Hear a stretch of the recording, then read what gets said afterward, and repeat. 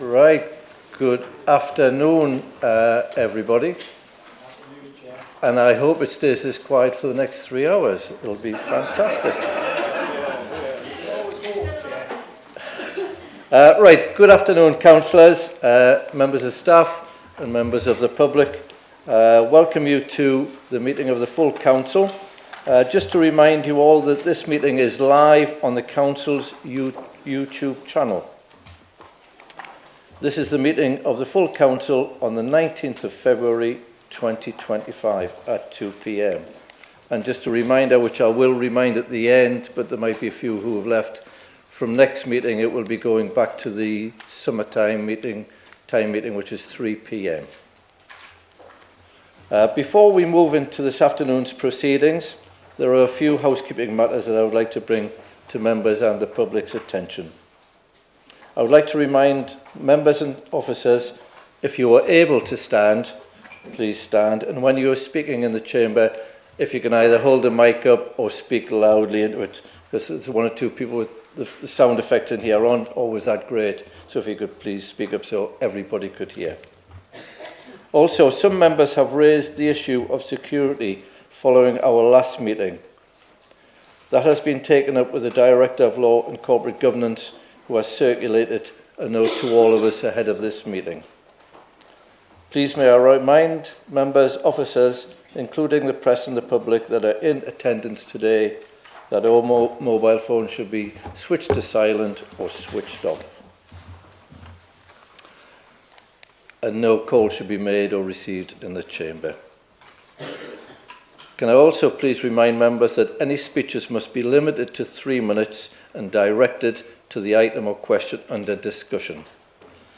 There will be an exception to this when the leader of the council lays the budget, where any following speeches shall be limited to a maximum of 6 minutes, though I can use my discretion for the purpose of fairness and for getting the budget and the debate going. Members will note that the budget reports have been consolidated at item 7 in the agenda.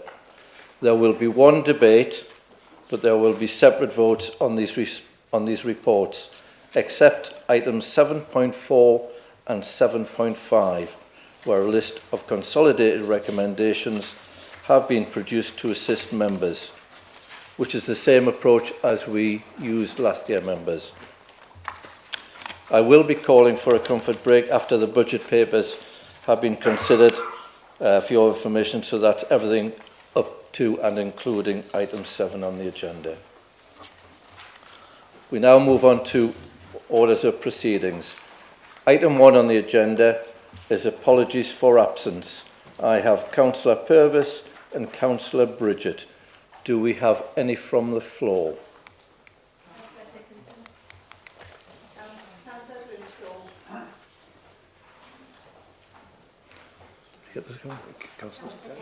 Councillor Kennedy. Councillor Daly. I can't see any more. Thank you for that. Item 2 on the agenda, minutes. The minutes of the meeting of the County Council held on the 15th of January 2025 are circulated to be confirmed as a record. The pages are 9 to 28. There has been a couple of comments that some of the apologies weren't put in, but Karen will correct those and they will go out correctly when the minutes go out. Can we confirm? Sorry, Councillor Dale. Is it a point on the Thank you. The apologies. I did give my apologies, but I seem to be here as well. So I think there's a mistake in those people who are present. So I'm present, down as present for both the meetings on the 15th. I wasn't it either. Yeah, well, Karen has that, she will correct it. Councillor Towns. Thank you, Chair. I'm not down as having attended, but I was there. Yep. Thank you for that. Any other comments? I was present and I'm down as not present. So if you could amend that, please, because I did attend. Thank you. No problem. Thank you for that. Yeah, same here, and Councillor Alex Wallace is down as present when he had put his apologies in for both meetings. Right. If there are any others, can they let Karen know? Yeah, can you let Karen know at the end of the... Yeah. Thank you for that. Can we confirm these minutes as a true record? Thank you. We need a proposer. Proposed. Seconded. All agreed? Thank you. Disclosures of members' interests. Members, you will be aware that of the note that the Director of Law and Corporate Governance circulated prior to this meeting. But I will remind you that you do not have to declare a disclosable peculiar interest when voting on the council tax or precept. So you're therefore fully entitled to vote on this matter. So for example, if you or someone you live with is a council tenant, or you receive school meals or school transport where you are a parent or guardian of a child, as we all pay council tax and receive services from the council, this therefore will not amount to an interest to be disclosed. Does any member have any interest to declare that have not already been declared to the monitoring officer before this meeting? Councillor Robinson. Thank you, Chair. Agenda item 10. My wife's a shared lives carer, and we have clients live in my house. I'll take advisement where I've got to leave the room. That's fine. That's covered by the exception. I think that is covered by the exception. I think you brought that up last time as well. Thank you. Councillor Robinson. Item number 4 on the agenda, announcements by the Chair, Leader or Head of Paid Services. I will go to the Leader first. Just a very short one, if I may, Chair, which is to thank the staff and particularly Councillor Stewart, who's been very active in this, in helping the Prudhoe Community High School, which is not one of our schools. It's not a county council school, so anything to do with it is actually down to the academy. But we work very closely with them, and we have helped enormously over what is a difficult period, because they are, after all, our children. And so grateful thanks to everyone involved. Thank you for that, Chair.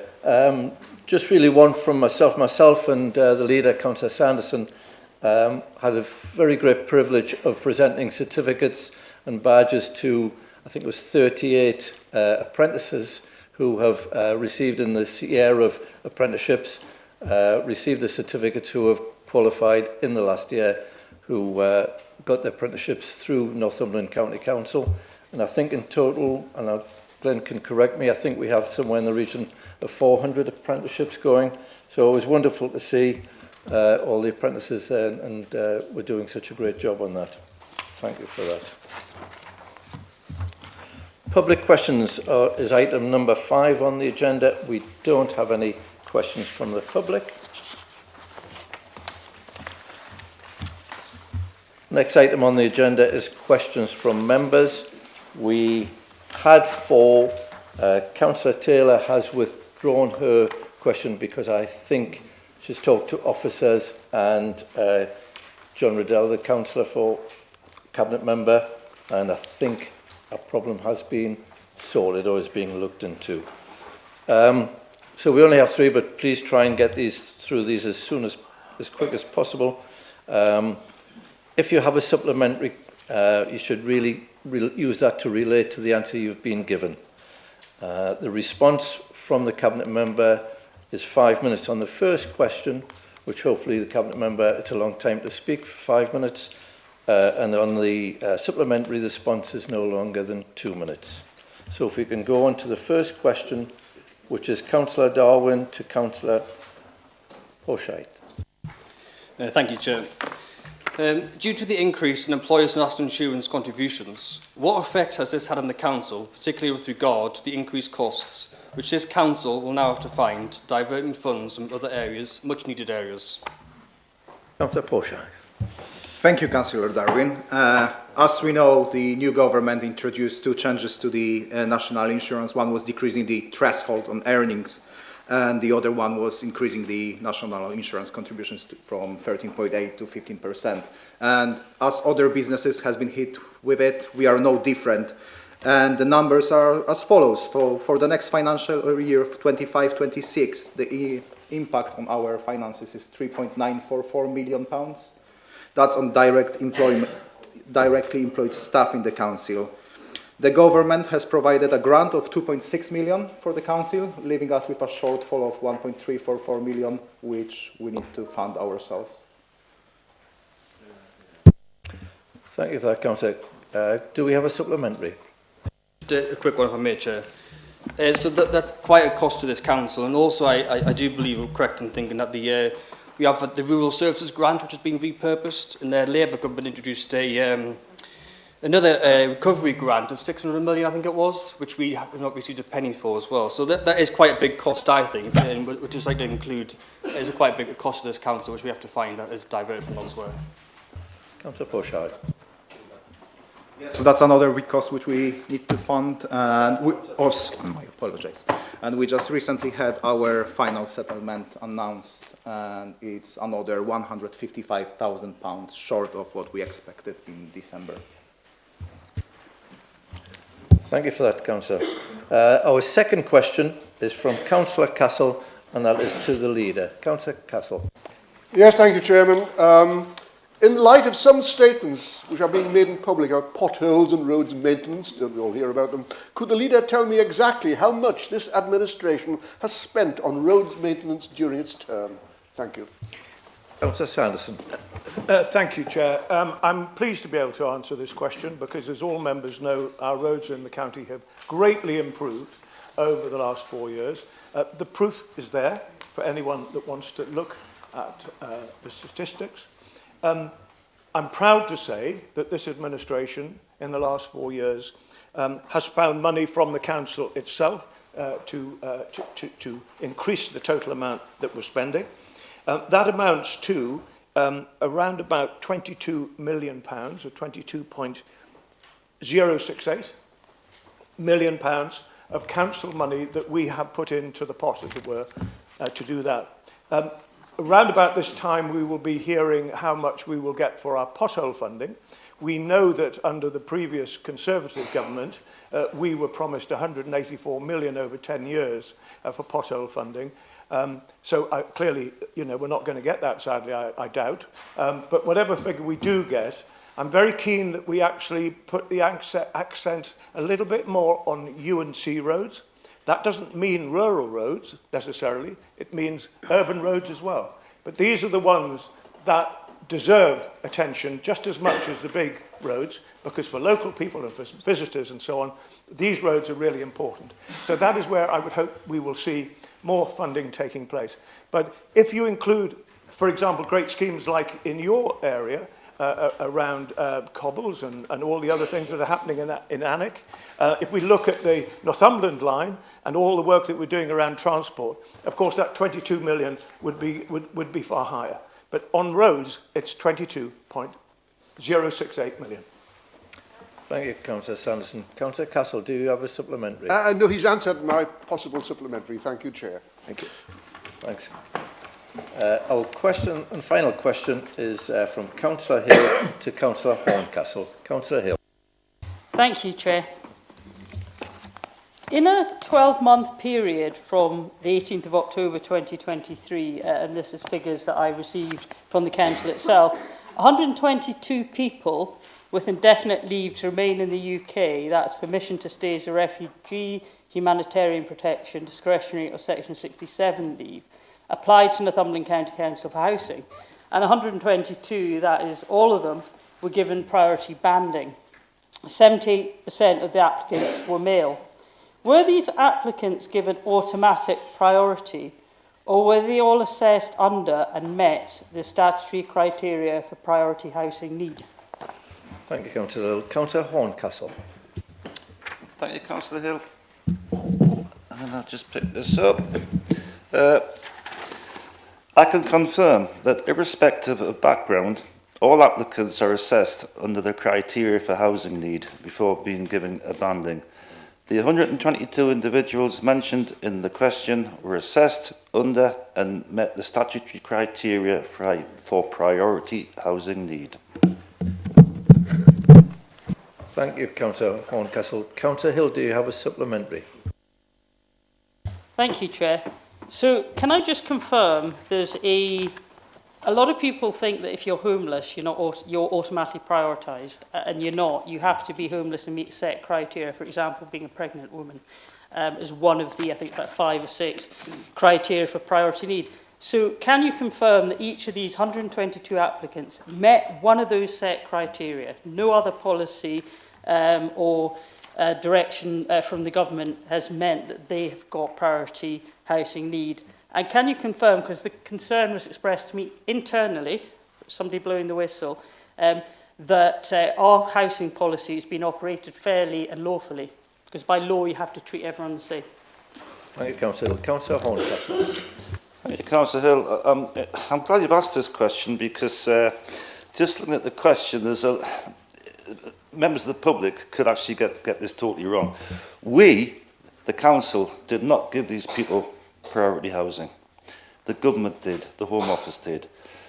So when the Home Office gives people priority housing and they give quotas to all local authorities, they are automatically on the priority housing list.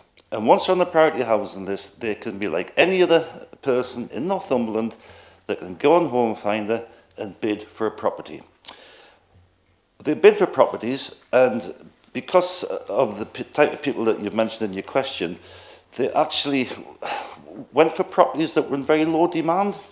There was not many people in Northumberland wanted these properties.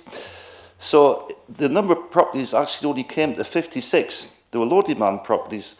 And because these were people that were sent up here by the Home Office, they attracted Home Office money. So we had Home Office money to actually bring up the standard of these properties. Thank you. Councillor Horncastle.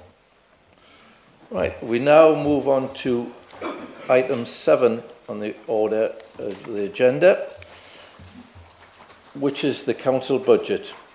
This is a little complex, so I'll take some time to explain how we are going to proceed.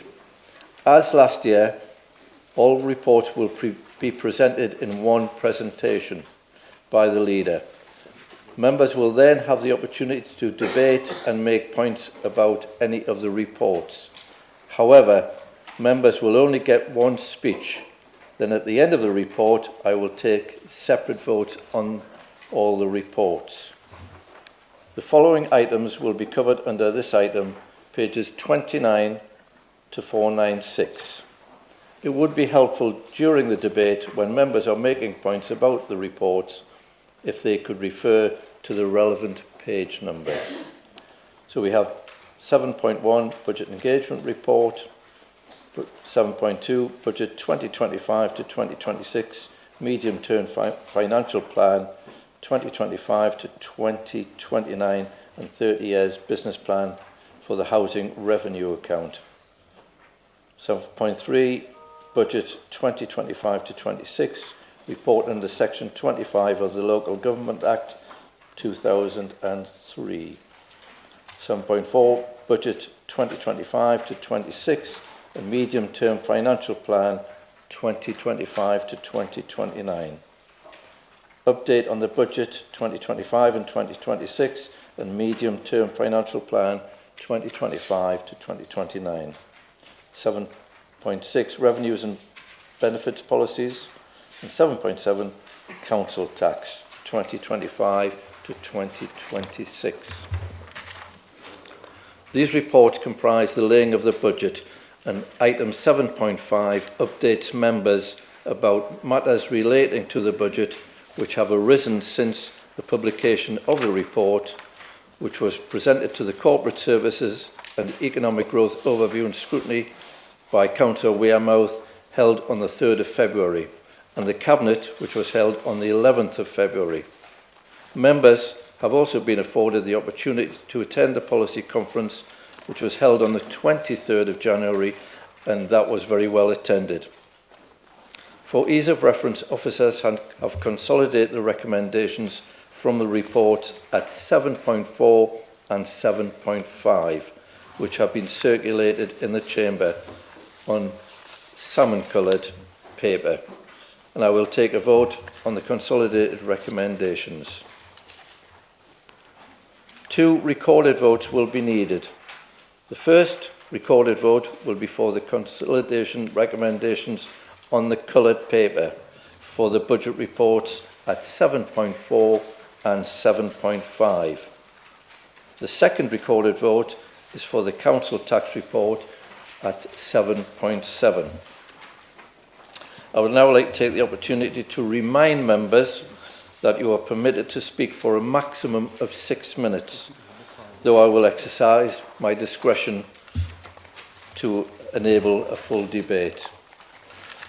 I will, as a Deputy Monitoring Officer, to keep an eye on the time.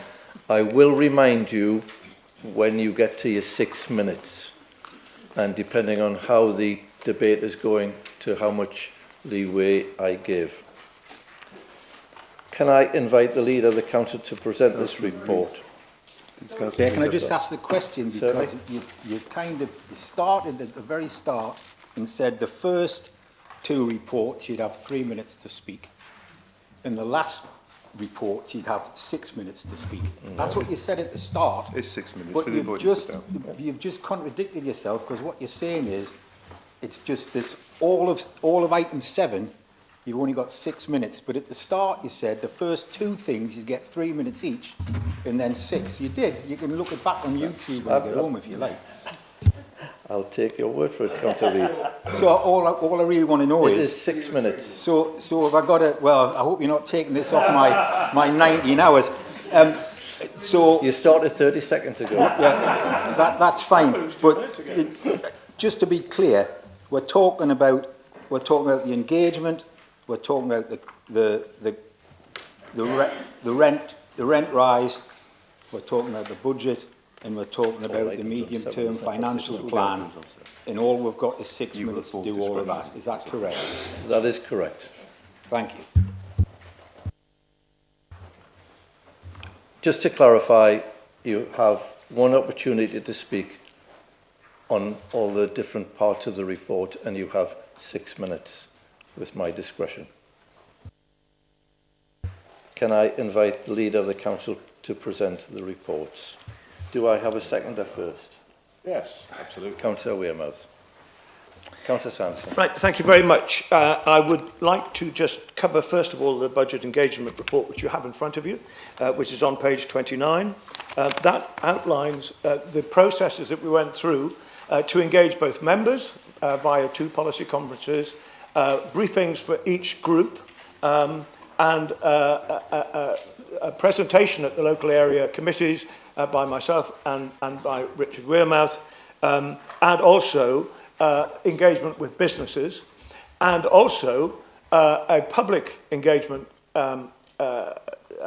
survey, which attracted about 600 responses, which is very pleasing considering that many councils are happy to get much lower figures than that. So we're very pleased with the response.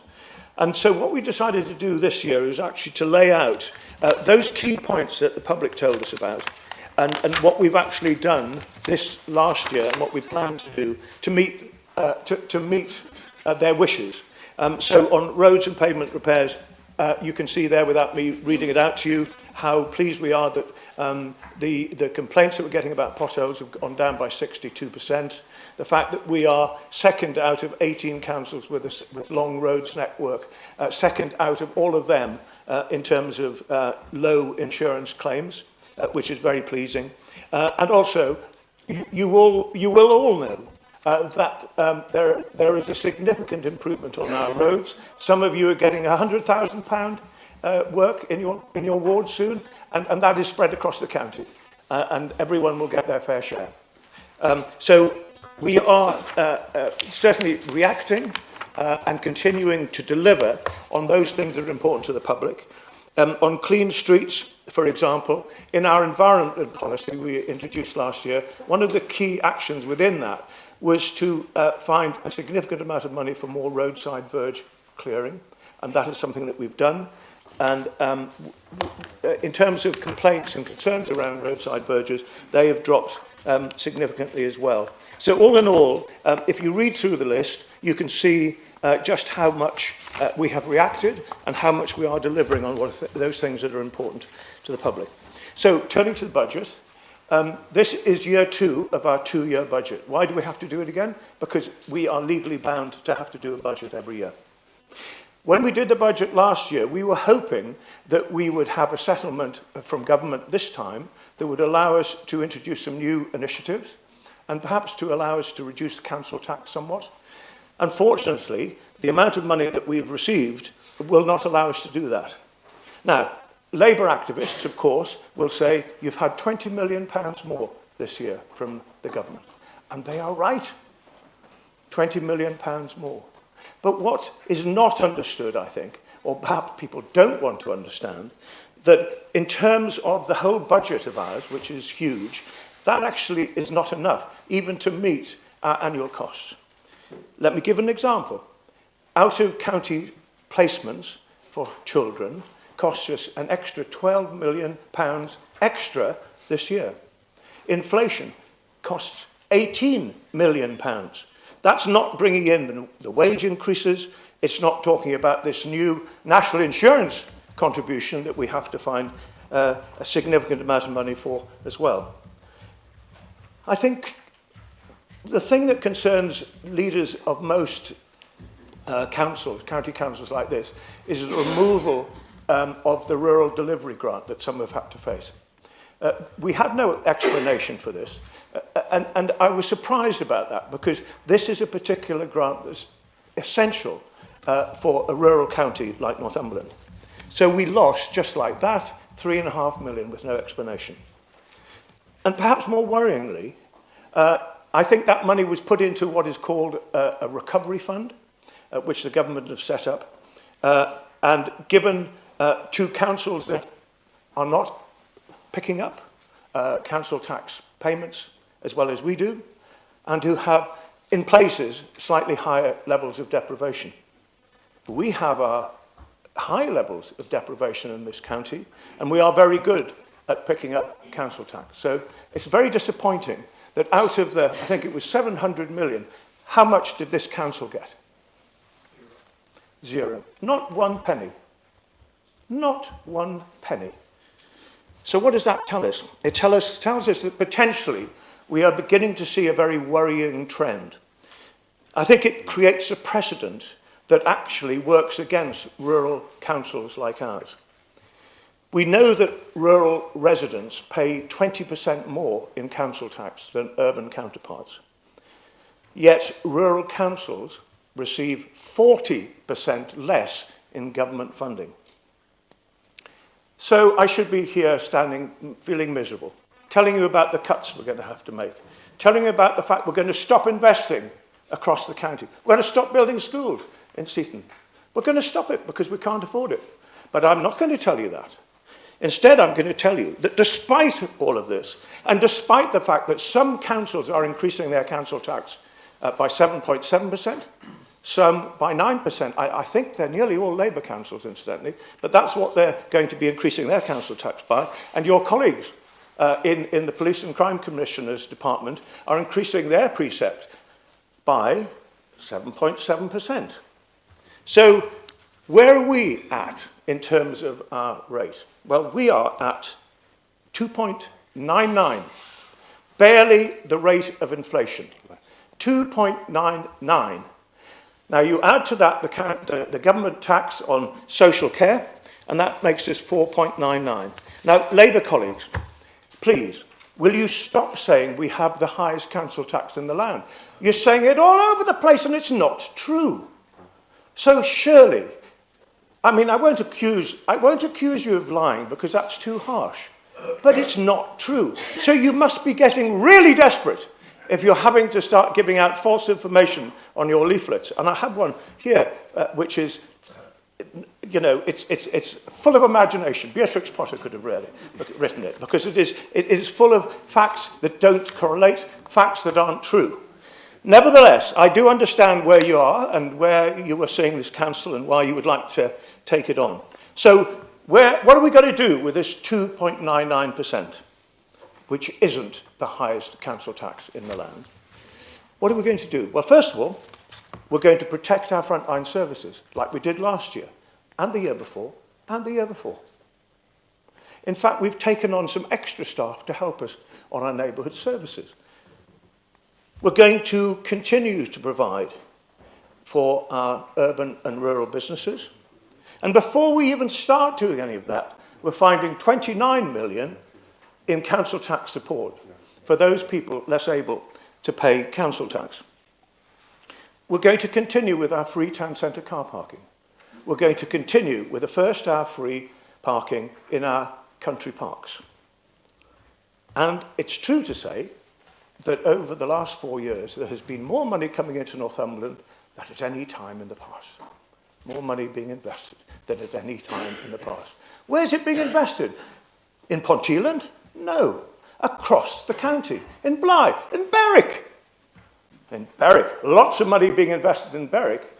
All over the county. Yes, and above all, we are spending over 100 million in Blythe and in Ashington. Now that is spreading it across the county. So we will continue to do that. So we'll continue to take that investment.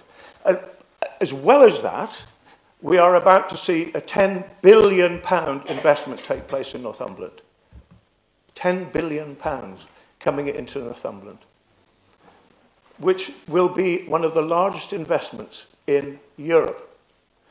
And I thank everyone in the council who played such a great part in bringing that to us. That will provide a war chest of £110 million, which will be ring-fenced for business growth, jobs across the county. We have built and delivered the Northumberland line. Again, whilst I appreciate that in your leaflets you're saying you did it, actually, no. The Conservative Party have delivered the Northumberland line. That has provided journeys for over 50,000 people already, and it will grow and grow and grow. This hits all our targets around CO2 reduction, all our targets for improving and enhancing public transport. So, well done. Well done to everybody involved in delivering the Northumberland line. We're building 3 new super schools. 3 new super schools. We are not delivering 1,000 affordable new homes, which we said we would. We're not doing 1,000. We're doing over 2,000 affordable homes in Northumberland. All new, all good, and all fit for purpose. We have a hugely ambitious vision for the Hurst. That's an area that needs serious work, serious input, and we will make that improved, and we will work to improve people's lives there. And despite Arwen, despite the wettest winter in 200 years, our roads are much better. We know that because of the reduced amount of Fix My Street complaints, and also around the general state and the general compliments that I'm sure you all get about the improving state of our roads. Our new environment policy has delivered a number of benefits around nature recovery, and we found extra money, as I said before, to pick more verges from litter, and that has already collected 9.5 tonnes of litter. 9.5 tonnes of litter that people throw out of their vehicles. We have installed nearly 400 electric vehicle chargers. We have state-of-the-art gritters and a brand new library van, a mobile library van coming very, very soon. Our schools are in the top quartile. Our services are really good. We know that because Ofsted tell us and CQC tell us. And I think what I do need to touch on to finish is another line that my friends and colleagues in the Labour Party continue to put out, which is that somehow this is a broken council. Somehow this is a council that argues amongst itself. Somehow it's a council that isn't fit for purpose. Well, I have to tell you that even though you are desperate, and I can understand why you're desperate, that is a lie too. And why am I saying it's a lie? Because an independent review recently told us that we had excellent political leadership, excellent staff, excellent communications, excellent service delivery, and above all, a clear statement of priorities and deliberate and ambitious determination to get them delivered. And I've been blessed, actually, by the team I have around me. So what I would say to my friends in the Labour Party, don't keep peddling that line. But if you do, we might start saying something about you, because you are the only group that have managed to lose 15% of your members since the council. So, team effort all round. Thank you very much to everybody that's involved. All of this is down to commitment. It's down to determination and ambition. Just as strong, actually, as it was, Councillor Nisbet, just as strong as it was 4 years ago. Just as determined, just as keen to work with others as it was then. But we are delivering, and we will continue to deliver. And so I put these recommendations to you for the sake of our residents, for the future, and for our council. And I propose these recommendations. Thank you. Seconded.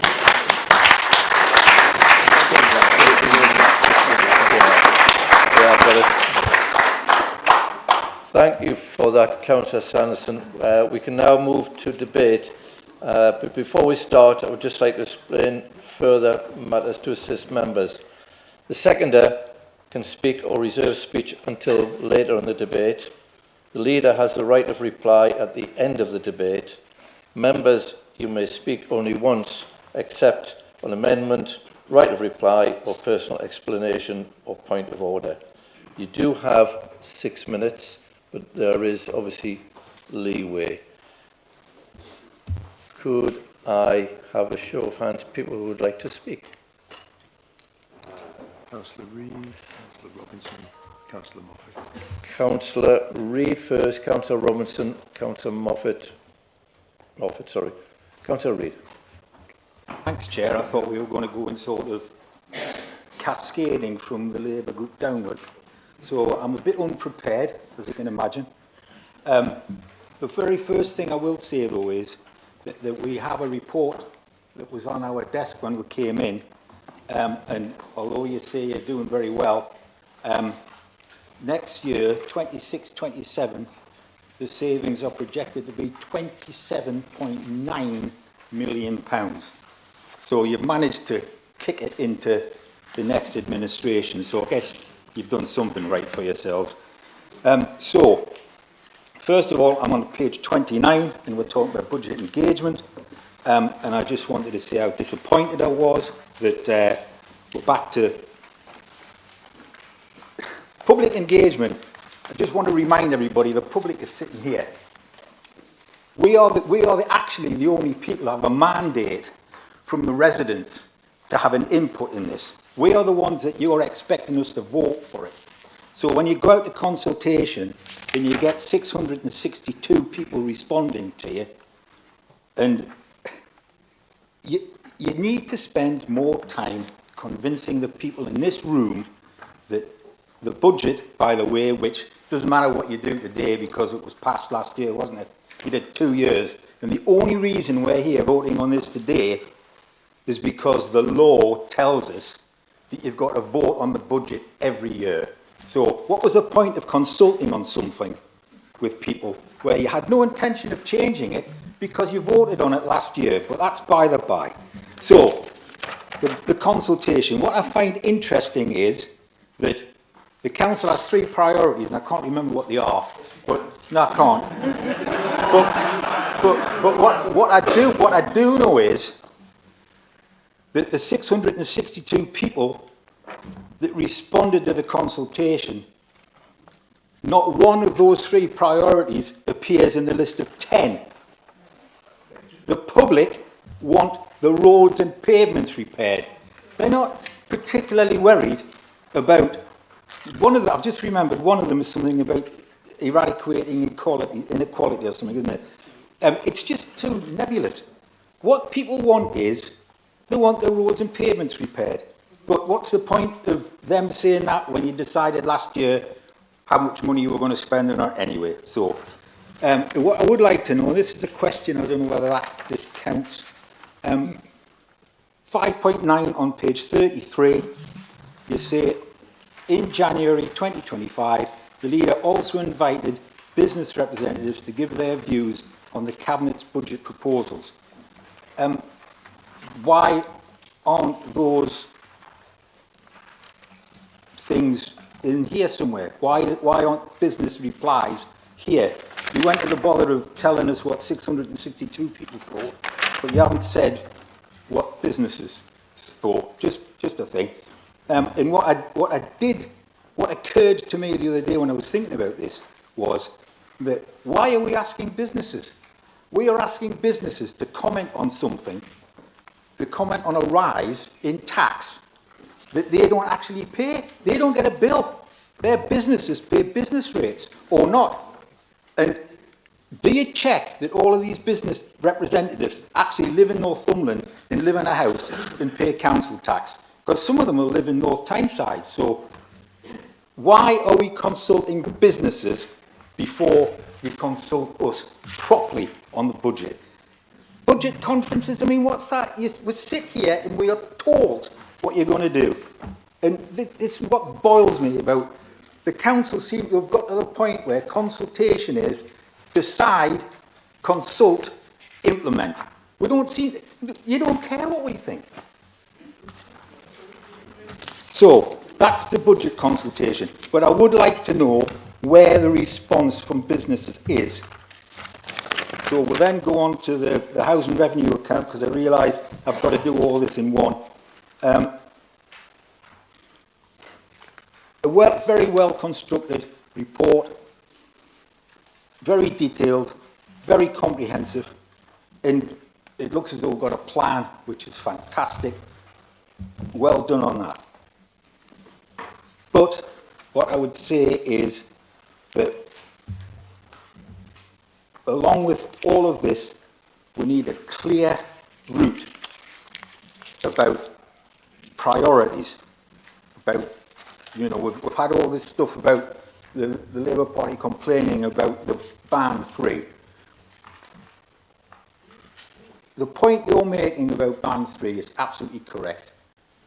You've got to go through that band, and people have either got to be put in Band 2 or above, or written to and said, you might be one on the list, but you are never going to meet the criteria, which is you're adequately housed, you've got no local connection, and you've got too much money in the bank. That's what Band 3 is about. So you've got to go through, don't just get rid of it, go through all 8,000 or whatever it is and decide whether they're going to be written to and said, sorry, you can't be on the list. And if your circumstances change, please do, or put them into Band 2 or above. So you've also got to rewrite the allocation policy. I think you know that. It was last looked at in 2002. So, you know, all of us, my administration, the Labour administration, your administration have sat. And it's probably not being brought to our attention, but really something that's 20-odd years, you've got to look at it. There's got to be tweaks. Technology's moved on so far that something has to be done about that. And Home Finder, you need to invest in that to get it working properly, like a proper app does these days. So you've got to find the money to do that. On page 45, this is, oh, sorry, I have a question. So if somebody could answer this later on, it would be very good. 6.14, I don't understand this. At this time, it is not proposed that any loans are repaid and all loans maturing will be refinanced. Well, if I have a loan and it matures, it means I've paid it off. So I don't owe the money anymore. So I need somebody, you can either write to me, but if you're going to write to me, would you write to everybody so everybody knows what's going on? That is 6 minutes, Councillor. So, sorry. Yeah, it does, doesn't it? 6.1.8, which is the energy efficiency thing. We're not convinced that this is working properly. We've missed the target. It needs a fundamental review. I've got a resident of mine who is very, very interested in how we're not getting the power out of the solar panels that we've got. And so can we somebody needs to look at that. So I'm nearly done, Chair, I promise. So I'm now at the savings on 215. Again, adult social care. We're finding another £3 million. You know, Neil is carrying on the good work of Mrs. Lally in digging you out of the hole every year. I don't know how they manage to do it, but care management savings from the review of individual packages of care, £3 million. And that is that's the largest amount of money. I could go on, but I see you're begging me to stop. So I shall stop and just say it's been a pleasure talking to you for the past 20 years or so, and thank you for your forbearance, and I look forward to watching you all on YouTube next year. Thank you, Councillor Reid. It's been a pleasure listening to you, honestly. Councillor Morfitt. Thank you very much. Like last year, the Green Party feels that the administration and the finance officers have done a good job of setting the budget in a very difficult situation. We're very disappointed, however, that the new government hasn't yet put an end to austerity and improved local government finance. As a result of its failure to do so, we're being asked to agree to a 4.55% increase in council tax, which is an unfair tax anyway, to eat even further into our reserves, and to make £16.3 million of savings, which will disproportionately disadvantage women. Austerity is a choice, and it's because we want nothing to do with it, or the consequences of it, that we won't be voting for this budget. Thank you for that, Councillor. I've got Councillor Robinson and Councillor Hill. Thank you, Chair. Before you clock us on, are we able to ask questions on this paper? So it's just a general debate. You can pose questions, they might be answered in the summing up. Yes, if you put a question into your debate, the leader, I'm sure, will come back with an answer.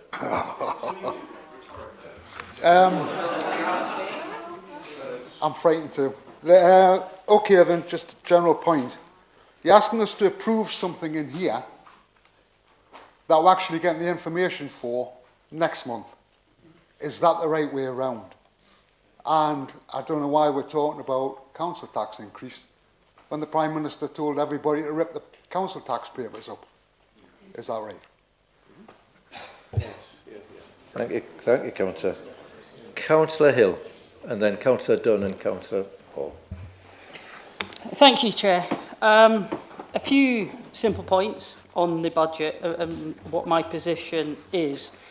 First of all, we, as has been set out, we need a budget, we need a legal budget, or we'll be in all sorts of difficulties. There is one budget on the table. I mean, if the Labour Party can't even be asked to put any questions in again for the third time, they certainly can't be asked to put in a full alternative budget document.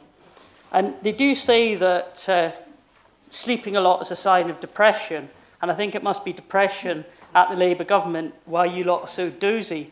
Because people in Northumberland need you to wake up. There's lots to go on at that lot, but you're sleepwalking. You need, come on, wake up, please. Come back. I was going to say the point of order, Wake up. I said, somebody's awake. You're awake. Sorry, Councillors. So my point is, there's no alternative budget. We've got one budget. There's an option to see which one do you prefer. It goes without saying, and I make this point every year, there are, of course, hundreds and thousands of propositions in the budget. You agree with some and disagree with others. But you've got to take a collective view, and there is one budget on the table. My second penultimate point is I would like to say, and I do agree with what Councillor Morfitt said, there is, given the difficult circumstances, there is a good amount of competence within the financial team at Northumberland County Council, particularly compared to the mess that other councils are in. And I do particularly want to say to our Section 151 officer, it's a difficult business in local government, and I've found this over the years, asking difficult questions. You can get all sorts of grief for doing so. And whenever I ask Jan questions and she invites us to meetings, she always comes back quickly with answers. when I've asked questions about Advance Northumberland and so on, she says, which is really welcoming, councillors should ask these questions, councillors should take an interest, councillors should test and challenge these things, and that's really refreshing. So I really want to thank you for that. And the final point, which you're also making about my own area and the wider Berwick town, it's almost like an end-of-term report and summary. 2017 to 2021 was very positive. There's lots of funding agreed and initiatives across the town, much more than Berwick had ever had. I am being more disappointed in the last 4 years at the progress. I don't think there's anything new. I'm not going to get onto the ding-dong about the school and the slow progress. I see that Guy Renner-Thompson was even more insulting to the MP than he was to me when I pointed that out. But even smaller projects like the port and the Royal Border Bridge project, I mean, we're talking about those 4 years. So I hope that whatever the makeup of the new administration, if the Wide Awake Club are part of it, or if you guys again, or God knows what combination we might get, I hope that Berwick, the speed of delivery and supporting new initiatives, lifts up a bit to what we had in 2017-21. But overall, and I'll listen to any amendments, overall I'm prepared to support this budget. Thank you, Councillor Hill. Could I just remind members to moderate your language? There's one or two of us up here who, can be offended easily. We're very delicate up here. Can I apologise for my intervention? I got a bit carried away. I wasn't talking about you, Councillor Flux. I was talking about somebody who was speaking just before. Councillor Dunn. Thank you, Chair. With regard to this budget, like the leader, I want to see a budget that supports people and residents. But today we're faced with actual increases in council tax, social rents and various efficiencies across most services and departments. It's great that more people participated in the budget consultation than they did last year, and it's no surprise whatsoever that the state of our roads and the potholes came out on top of that survey. The Fix My Street app has done much to empower residents in reporting these local issues. It's a bit ironic that as a local councillor, I can't actually download that app onto my council phone because the permissions won't allow me to do it, but never mind. So it's great to see that we're getting more funding to tackle these issues of potholes. But we can't just be bogged down with the pothole issue. This budget sees cuts in adult social care, children and young people's services, public health and stronger communities budgets, and place and regeneration. The leader has publicly expressed his disappointment at having to raise the council tax by the highest level allowed without a referendum, but this has happened year on year since 2017, so it's not a surprise. The efficiencies in these papers, they have no meaningful narrative behind them, and they make it difficult to examine or consider the impact on key services or vulnerable people. Once again, we're faced with increases in the schedule of fees and charges, which have already been actioned in most cases, so we've had no consultation on those. The best strategy business case, which councillors only received a couple of days ago, is now targeting £60 million in savings over the next 4 years. It's a significant increase, but is it actually achievable? Really, we're being asked to vote on savings that we don't really know what they are or understand.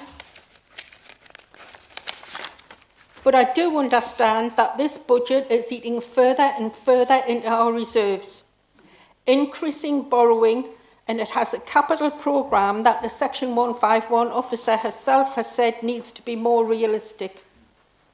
I don't believe this is a budget that supports ordinary people, and therefore I won't be supporting it. Thank you. Thank you, Councillor Dunn. Councillor Ball. Thanks, Chair. So, with regards to the budget, where to start? So, Glenn, you come across with the fair share. The local transport plan for Blythe and Ashton, not a fair share for sure. Residents in my ward are absolutely furious. You turn around and say how great the roads are in Northumberland. There's parts of Ashington that are an utter disgrace. So, do I think there's a fair share? No. You talk about regeneration and how marvellous it is. Let's talk about that regeneration. The Ashington Hall. One of them sites, we were promised bells and whistles and employment and great stuff. Not quite sure how a patch of grass opposite Wetherspoons with a path through it is bringing jobs, regeneration and really changing the area. So when we talk about that and when we talk about governments redirecting money, aren't we good at that? Because some of the money that was meant for Ashton got rediverted elsewhere. So, as I say, by the by, I welcome the cinema, but what was promised, and I'm not going to call you a liar, because we don't do that in here, but we're not getting what we were promised at all in Ashington. You talk about consultations with businesses and residents. What's changed? Absolutely nothing, because I know my residents feel ignored. I've come to the budget policy meetings in here. Do I see anything that's changed? Nope. Then we come in to new papers today. So how can we bring an alternative budget when we're like literally getting details last minute? There's still bits that are scrutiny, I brought it up. How are we meant to scrutinise information if we simply don't get it? We're asked to approve things. Then let's talk about the people in Band 3 and these fabulous houses that you're planning on building. Social houses, affordable rents. Well, if you're in Band 3, you might as well write it on your Christmas list because you ain't getting one of them 2,000 houses because you're not in housing need. Right? Yeah? So them new houses that you're building, you've got to be homeless, you've got to be victim of domestic abuse. So is that what we're saying? Because that's how it appears. There's that you're going to build houses that people of Northumberland will never, ever be able to get unless they are in dire need in priority band P. Because it seems to me that if the rules aren't fitting with the priorities, we change the rules. When we look, where else should I go next? Community and voluntary sector? Well, to be fair, I can only go to 2 other places, so not what was actually promised again. Councillor Ball, just 2 seconds. Councillors, everybody has the right to speak. Please allow that person to speak. If you might not agree with what's being said, but have the respect for the person who's speaking. Thank you. And when we come down to the community and voluntary sector, which are every single day, I thank them because they are doing great stuff within Northumberland to tackle inequalities. Can I get some reassurances around the community chest funding that some of them organisations actually rely on and that will continue to be there and that we will continue to support? Because we say communities first, actually if we start removing funding and support for them very organisations, I do worry about that, so I do want some guarantees. And overall, this budget, rents are going up, service charges are going up, council tax is going up. So if you aren't, that middle squeeze is going to affect absolutely everyone that either rents a property from us. I just really worry. So overall, I'll be voting against the budget, no surprise there. But come on, I think you can do better. Thank you. Thank you, Councillor Ball. The next 2, I have Councillor Hunter and Councillor Murphy, then Councillor Oliver. Thank you, Chair. Yes, appreciate we do need a budget that needs to be, we have to be legal, we have to have a budget. And I do welcome the capital spending in Berwick and hope that the funding for the schools remains until we can get that sorted, and the Maltons, because, as we all know, that build needs to go ahead. My main concern is the community chest. We're cutting the funding to the community chest in half. In the north area, we have spent every year the full budget. and probably could have spent more if we had the budget. And I'm very disappointed to see that as part of the efficiencies. Yes, there's going to be money going into the inequalities, but this community chest, it might be small grants we're given to organisations, but that allows them to deliver for people of all ages and all communities in the rural. And it's disappointing to see that funding's going to be cut to the arts. So I am disappointed. Thank you, Councillor Hunter. Councillor Murphy. Thanks, Chair. So I'm going to say, more or less, word for word, what I said last year. The problem sits with local government and the solution lies with national government. We are fighting amongst ourselves and yelling at each other for a problem that is not of our creation, a model of funding local government that is broken, that absolutely does not meet the needs of our residents and does not go anywhere near dealing with the problem of adult social care, which should not be the responsibility of local government. It's far too big and far too expensive, and it should be in the hands of national government. When we have a situation where 50% of local authorities are teetering on the edge of bankruptcy, that is a model that's not working. And some of them have gone well over the edge, and some of them are having to raise council tax by 10, 15 and 20%. So we're shouting at each other when all you're trying to do is hammer a square peg into a round hole, and it just isn't doable. So I will support your budget, not because, as the Greens say, I don't support austerity, but because we have to have a budget legally to pay people and to deliver all these services. Not because I think it's wonderful, but I think in the circumstances, our finance officers have done an incredible job of making this work. I don't have an alternative. And unless I can present a legitimate alternative to you, I do not feel I have the moral position to say that I oppose your budget. However, after May, when the Indies are in charge, I will be able to present an alternative. Then you'll see. Look forward to that, Councillor Murphy. Councillor Oliver. Thank you, Chair. I'm going to support this budget, obviously. I don't think it'll be a surprise to anybody to hear that. But I'd just like to start by comparing what has happened over the last nearly 8 years. When we inherited this council in 2017, it was a pretty dire situation. Debt was spiralling, things were getting out of control. There was some very sort of dangerous things happening. And we might have been one of those councils that were in serious financial trouble if we hadn't become the administration. But this budget is a very positive thing. There's a 6%, if you look at page 263, there's a 6% increase in spending in adult services. There's an 11% increase in spending in children's services. There's an 11% increase in spending in the communities and in regeneration. So I don't recognise some of the tales of woe that we're hearing from half of the room. We're also a council that's determined to become more efficient and deliver services in a better way. And the BEST programme that is described in the report, and we've had lots of reports on, is doing just that. £19 million being invested in over 3 years to bring a return of £60 million a year, hopefully. That's per year. So things are very much going in the right direction, despite what's happening on a national level, despite a government that really doesn't like rural communities and prefers their friends in the cities when they take away our rural service delivery grant and give it to the metropolitan areas.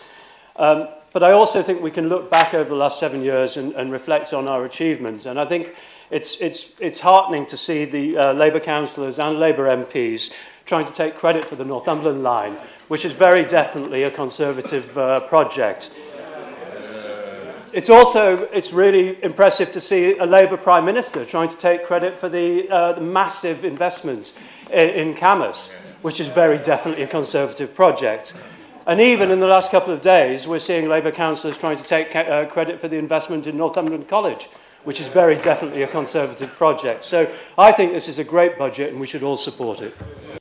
Thank you, Councillor Oliver. The last person I have, Councillor, to speak is Councillor Dale. Thank you. And thank you very much for your speech and delivery of the budget. And I'd like to thank all the executive directors as well, who've had to work hard to bring the delivery of this budget. And thank you to the finance director.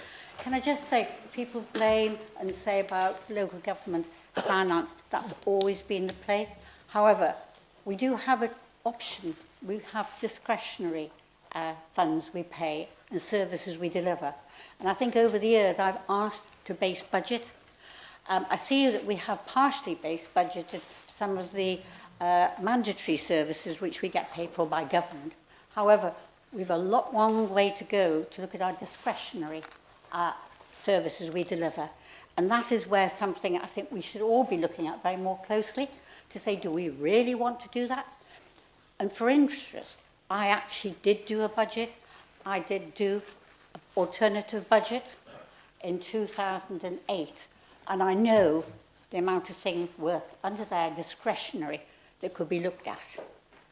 Also in 2008, everybody will remember, we were one of the strongest councils financially in this country. And even, I think about 5 years ago, the external auditors turned around and said, you're so lucky. Everybody is envious of your financial position.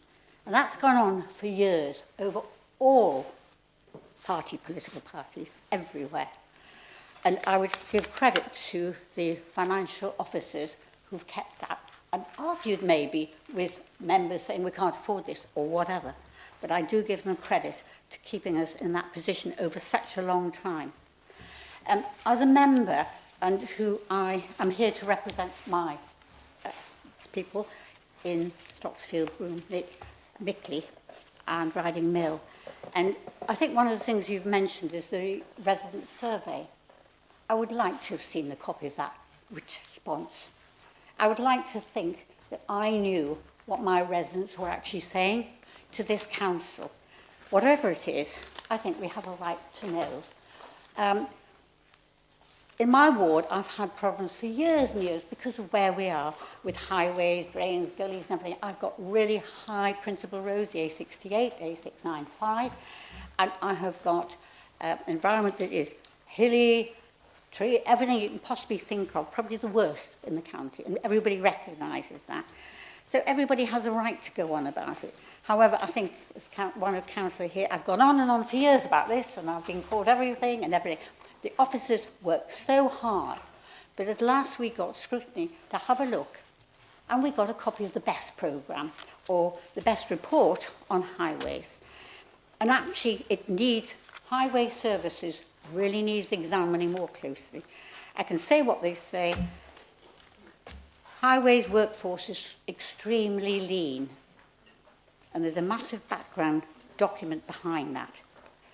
It's got the less highways inspectors comparable with all other councils the same size. They're using electric cars. They can't actually cover the range before they have to go back and find an electric charger. There's so many things that need to be looked at because actually all of us and everybody will know that highways, it's the road for success to businesses, to safe schools, etc. And people want to walk on safe pavements. And it is so important that we need to look at it very carefully. I do feel that we've got a rise in social services. That's because we have more people who need the help. We've got more people, children who require help. There's growing, as you said, inequalities. It's not inequalities, it's not deprivation. It's of national concern. It's of concern here. And I'm not going into the past or the present of where we are, but we are here to speak for our residents. And I think we should be given the opportunity to have a close look. I have never seen mandatory services broken down. I could ask for it. I've actually got copies going back to 2007, if you want them, they're that long. And if you want to be bored out of your mind, which obviously Councillor Wearmouth is, looking as he will have to look through the figures, it's hard work. But my gosh, there's lots of things in there you would question. Why are we spending our council tax money on that when we could be doing it in other ways? So one of my strong points, and I think anybody here who's sitting on the inequalities working group, we actually need to see and know what we're actually doing and what we mean. Because I think we did eventually have a meeting, And we do question what inequality stands for. I stand for inequalities for the Marmot Review, for those people who've been living in deprivation in this council. And even at the back page of your report, Business Chair report, it mentions that we are really going down, not getting better. And actually, we need to look at that, because the more people who are living in inequalities, the worse living conditions, we don't have social housing, that in the end, they actually cost us more money. But not only, the worst thing is, their lives aren't good.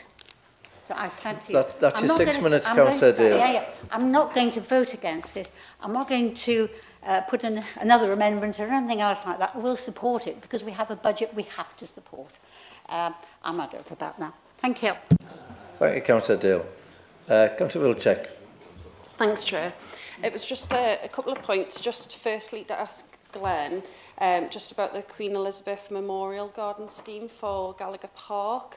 At the last meeting with Bedlington councillors, you did say that you would put it to the Cabinet agenda. I watched the Cabinet meeting and it wasn't on the Cabinet agenda. You said to the officer there that it was meant to be on there and it wasn't. So I'm a bit concerned looking at the budget that it's not being accounted for. We're talking about a 10 grand scheme, which, you know, is a drop in the ocean compared to all of the other capital projects that were mentioned in the previous Cabinet meeting. The second point as well, I say it every year, it's the fourth year of us saying this, just that it was a kick in the teeth to open the budget on page 276. And to see that there was no further funding for the Bedlington Town Centre redevelopment. You know, at the last council meeting, Councillor Christine Taylor stood and made a last plea to the administration to actually put some money towards this project. You know, it just shows a lack of commitment from this council to our residents, and the Bedlington residents deserve a hell of a lot better. Thank you. Councillor Foster. Thank you, Chair. First of all, congratulations on the roads being absolutely fabulous in Northumberland. Have you been to Stakeford recently? Yes. So, can you explain that when we had a dilapidation report done on a road just last year, how it says it's in such bad condition? Yet our roads are supposed to be in a fantastic condition. The road in question, Highways have said it's got the biggest report on Fix My Street prior to a development that's happening there for potholes. But hey, the roads in Northumberland are fantastic. We'll have to tell my residents that, the ones that are constantly having to report the potholes. But one other thing I do want to mention is, well done for getting the train line open. It was all your hard work. Dennis... Whoa! Sarcasm. What about Dennis Fansett from Senrug, who spearheaded a lot of this? What about the Liberal Democrats who were in power in 2008, who started things going? The Labour group, when they were in power, they took it through so many grip studies that all had to be done before you could get to where you are. All of that happened. That wasn't all the Conservatives. It was a cross-party achievement. There are no two ways about it. The Liberal Democrats deserve recognition, Labour deserves recognition, and the Conservatives do deserve recognition.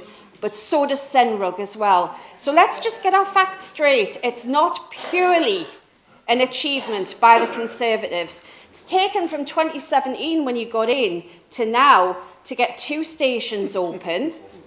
That shows, it demonstrates it's not something that ever happens overnight. And there was an awful lot of work put into that prior to 2017.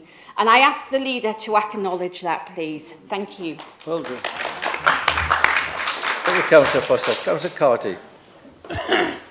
Yeah, I just want to come in about the community chest.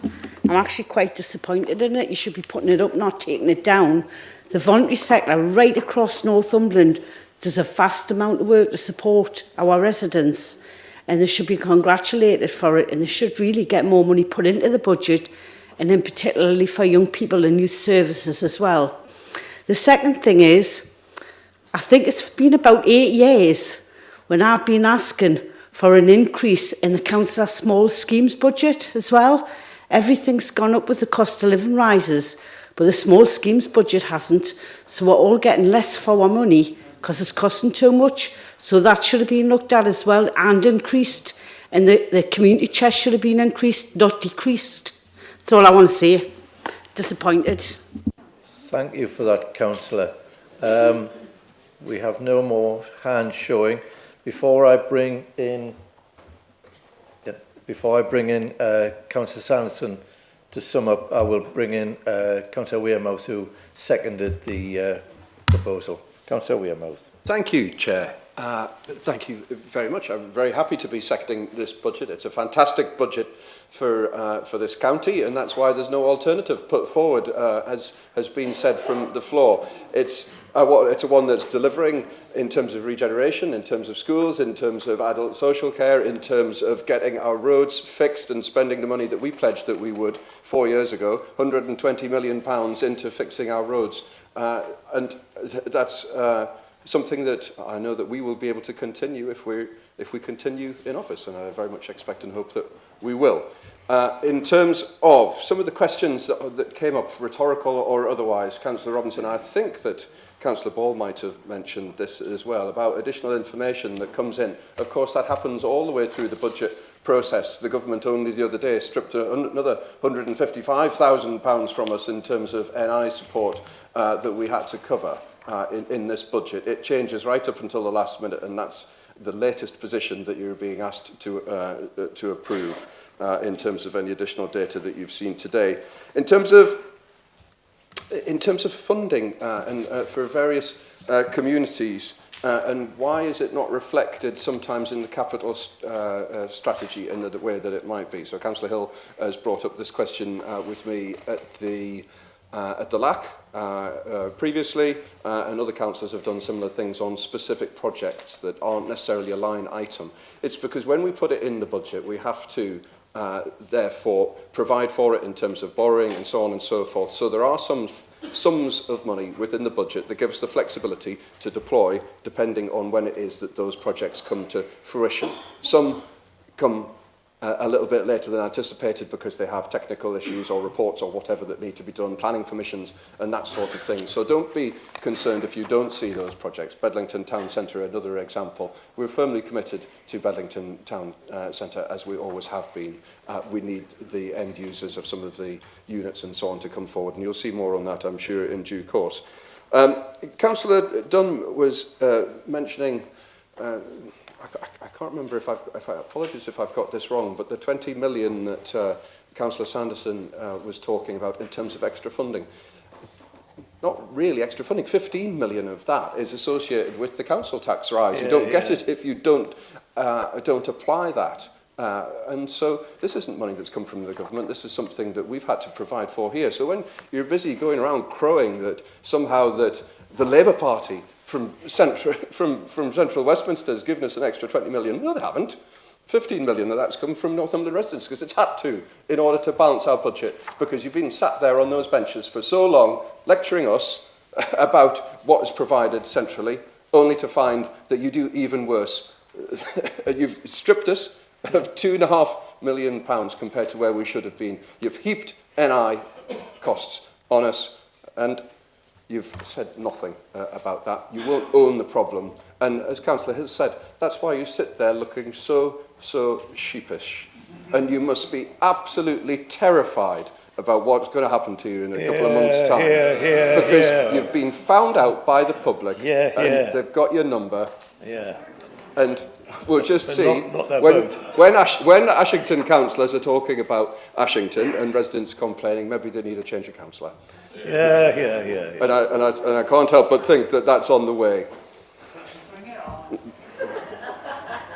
I'm sure that they will be. Oh, yes, they are. And in terms of the additional cost of council tax, naturally, it's not one that we would want to impose at all on the public. It's been partially as a result of what we've had to contend with in terms of the disappointing local government settlement. And also now we're going to have to face head-on inflation increasing. And that's come from the national picture, and that's come from only from one place, and that's Westminster. So there we are, a budget that delivers for the residents of Northumberland, delivers on all of those things that you want to and would expect to achieve. Nothing from the opposition about what they would scrap or change or anything like that. And that's because they have no ideas. I can't wait to take this contest in due course to the public, and we will just see what they think. And I absolutely know that we will be back again. Right. So with that, over to the leader. Right, thank you very much. Thank you, Councillor. No, she's not. Sorry. No, it's just regarding the 120 million. Sorry. Sorry. Can I just sorry, mention? Sorry. The home zone in Copen K has Nesbitt. not been put right yet, and I'm getting 60 grand into one road. The whole lot needs to be sorted out. Councillor Wearmouth, Councillor Nesbitt, the debate is finished. Councillor Wearmouth, the debate is finished. You've had your speech. I will now call on the leader, Councillor Sanderson, to sum up with his remarks. Councillor Wearmouth. Which one would you prefer? Councillor Wearmouth. Nothing in Copen K. Well, councillors. This isn't helpful. It's not really helpful. When you were shouting at and disagreeing with Councillor Ball, should you have so, all sides should be the same. Please show respect. You might not agree with what's being said, but have the respect to listen to the person who's speaking. Thank you. Okay, so can I just run through a few of the points that were made? The first one, I go to Councillor Reid. He says that where do the public priorities that they put on the responses, where do they fit with our priorities? Well, they all fit with our priorities, with two exceptions. The first one is around supporting business, providing jobs, and that's what we're doing in here. Secondly, about tackling inequalities. And really, I do get slightly peeved sometimes when we have one or two councillors that kind of claim that we're not doing enough for tackling inequalities. Let me remind those councillors that in my experience, there isn't a single county council of our size that is making that one of three priorities. I don't think there is. If you can find it, show me out of three priorities that one of them is about tackling inequalities. And providing the money, and providing the expertise, and providing the resources that we do, I think it'll be I'd be very interested to see. I'm determined, nevertheless, to never let go of this really important priority. So some of those are in that category, and finally, value for money. Value for money. And we are not, by the way, I don't know whether I said this at the beginning, we're not the most expensive council tax. So please don't keep saying that, because it's not true. Within the council tax of 2.99%, within the council tax of 2.99%, we are delivering a whole range of value for money initiatives, like great leisure, like great schools, like investment in business.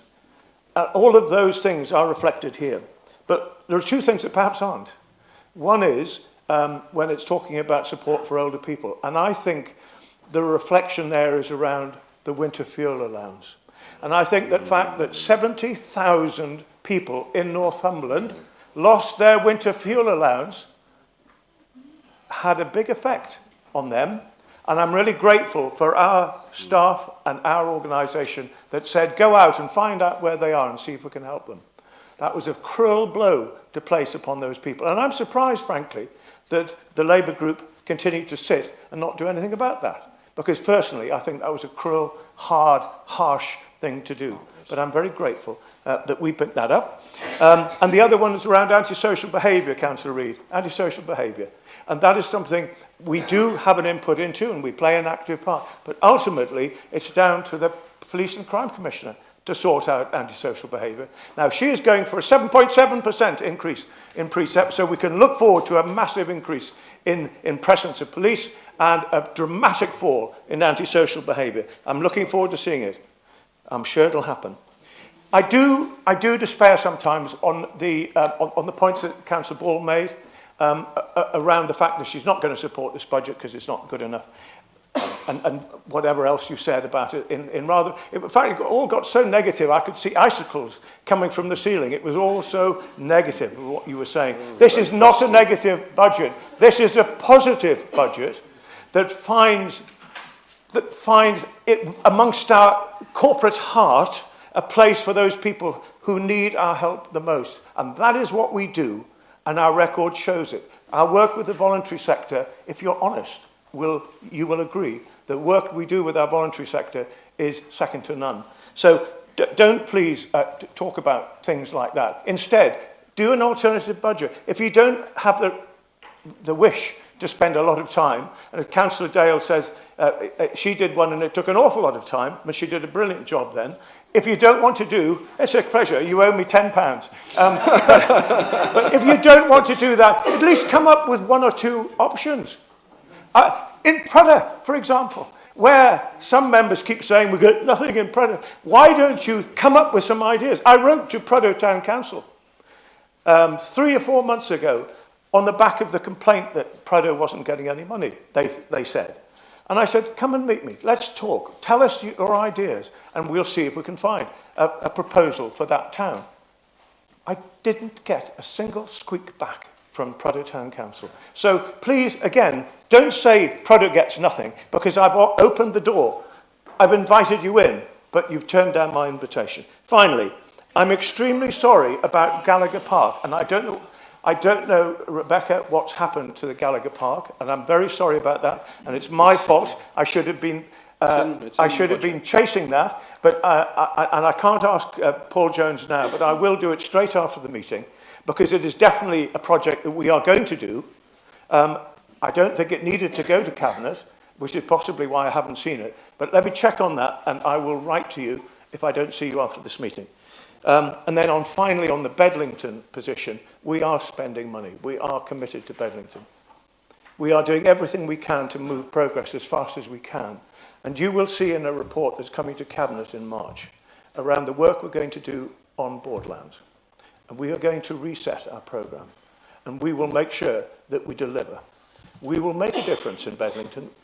We are committed to Bedlington. And we will remain committed to Bedlington. Thank you. Yeah.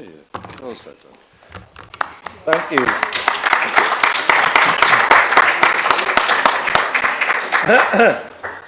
Thank you, Councillor Sanderson. Now we've done the debate, we now go to the vote. 7.1, Budget Engagement Report. There are no votes on this report, but could members confirm that it is noted? Thank you.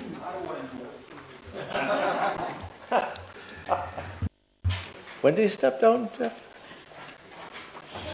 7.2, Budget 2025 to 2026, Medium-Term Financial Plan 2025-2029 and 30-year Business Plan for Housing Revenue Account. Members, the recommendations are set out on pages 37 and 38. Could we have a show of hands, please? Those for? Can you keep them raised as we do a count, please?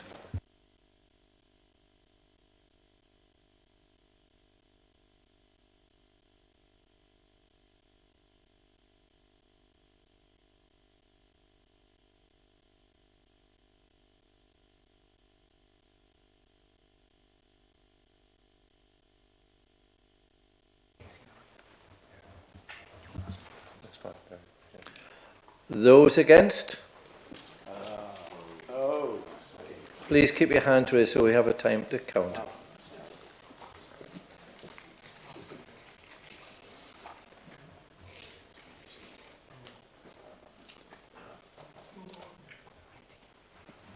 Sorry. 20. And thank you. And abstentions, please. 2. That's carried. Didn't get the against.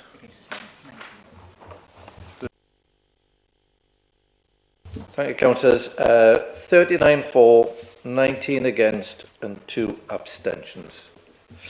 7.3 Budget 2025 to 2026 report under Section 25 of the Local Government Act 2003. Again, members, there is no vote on this item, but can members confirm we note the content of this report? Thank you. 7.4 Budget 2025 to 2026 and Medium Term Financial Plan 2025-29. 7.5 Update on the Budget 2025 to 2026 and Medium Term Financial Plan 2025 to 2029.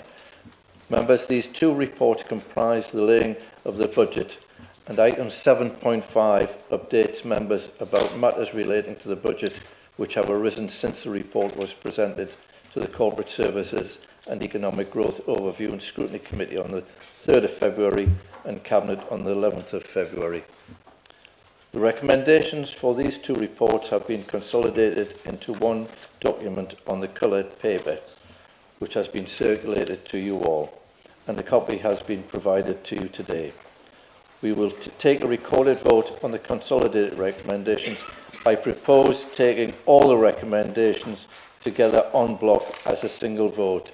Are you content with that? Okay, for those avoidance of doubt, members are voting on the consolidated recommendations before you. I will be asking the Deputy Monitoring Officer to assist.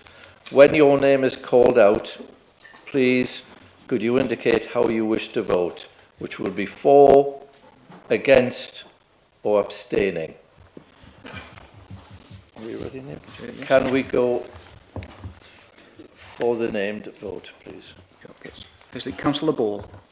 Against. Councillor Bourne. For. Councillor Bainan. For. Councillor Bowman. Against. Councillor Carr. For. Councillor Carty. Councillor Castle. For. Councillor Sesford. For. Councillor Chicken.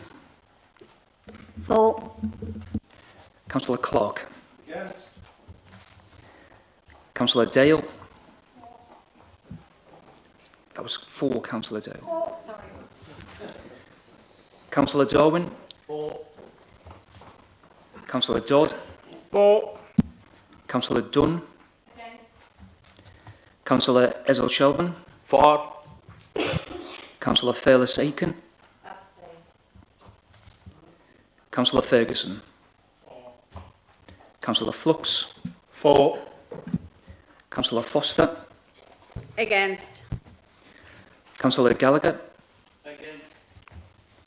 Councillor Hardy. For. Councillor Hill. For. Councillor Horncastle. For. Councillor Humphrey.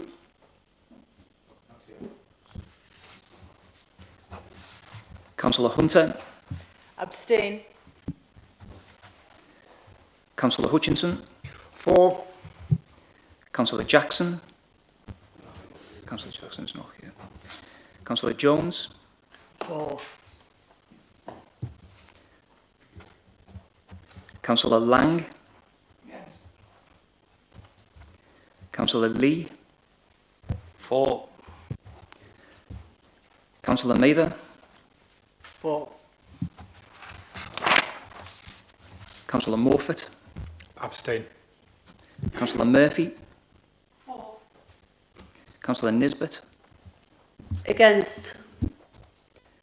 Councillor Oliver. Councillor Parry. Yes. Councillor Patterson. For. Councillor Plojai. For. Councillor Reid. Abstain. Councillor Renner Thompson. For. Councillor Richardson. Against. Councillor Riddle. For. Councillor Robinson. Abstain. Councillor Sanderson. For. Councillor Scott. Against. Councillor Seymour. Councillor Sharp. For. Councillor Simpson. For. Councillor Smith. Councillor Stewart. For. Councillor Swinbank. Abstain. Councillor Swinburne. For. Councillor Taylor. Councillor Thorne. Councillor Towns. Councillor Waddell. Against. Councillor Wallace. Against. Councillor Anna Watson. Against. Councillor Jeff Watson. For. Councillor Wearmouth. For. And Councillor Wilczek. Against. Full chair. Just a couple of seconds, councillors, just while we get the correct scores.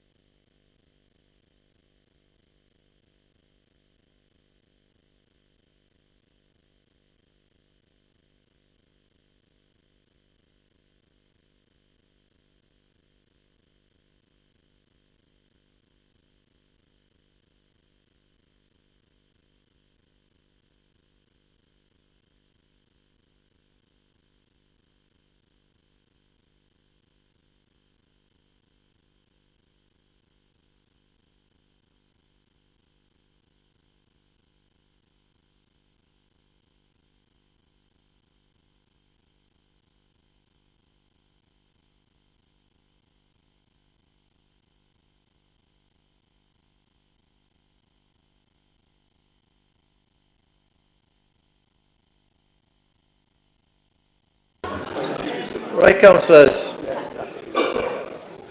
Councillors, thank you. 36 for, 17 against, and 6 abstentions. Thank you. 7.6 Revenues and Benefit Policies 2025 to 2026. Members, we have recommendations on pages 3, 4, 5 to consider for this report. We do not need to take a recorded vote on this item. I propose taking all the recommendations together en bloc as a single vote. Are you content with that? Could we? Yes? It's voting. Oh, could we have 4? No. No. Recommendations. Seconded. Seconded. You can take that as passed. Yeah, I take that as passed. Any against? Put your hand down. No. And abstentions? Two abstentions. No. Thank you for that. 7.7 Council Tax 2025 to 2026. Members, we have the recommendations on pages 476 to 479 to consider for this report. We need to take a recorded vote on this item. I propose taking all the recommendations together en bloc as a single vote. I will again ask the Deputy Monitoring Officer to assist. When your name is called out, please could you indicate how you wish to vote, which would be for, against or abstaining. Okay. Okay, Chair. Councillor Ball. Against. Councillor Bourne. For. Councillor Bainan. For. Councillor Bowman. Against. Councillor Carr. For. Councillor Carty. Councillor Castle. For. Councillor Sesford. For. Councillor Chicken. For. Councillor Clark. Yes. Councillor Dale. Councillor Darwin. Councillor Dodd. For. Councillor Dunn. Councillor Ezel Shelvin. For. Councillor Fairless Aiken. Councillor Ferguson. Councillor Flux. For. Councillor Foster. Against. Councillor Gallagher. Against.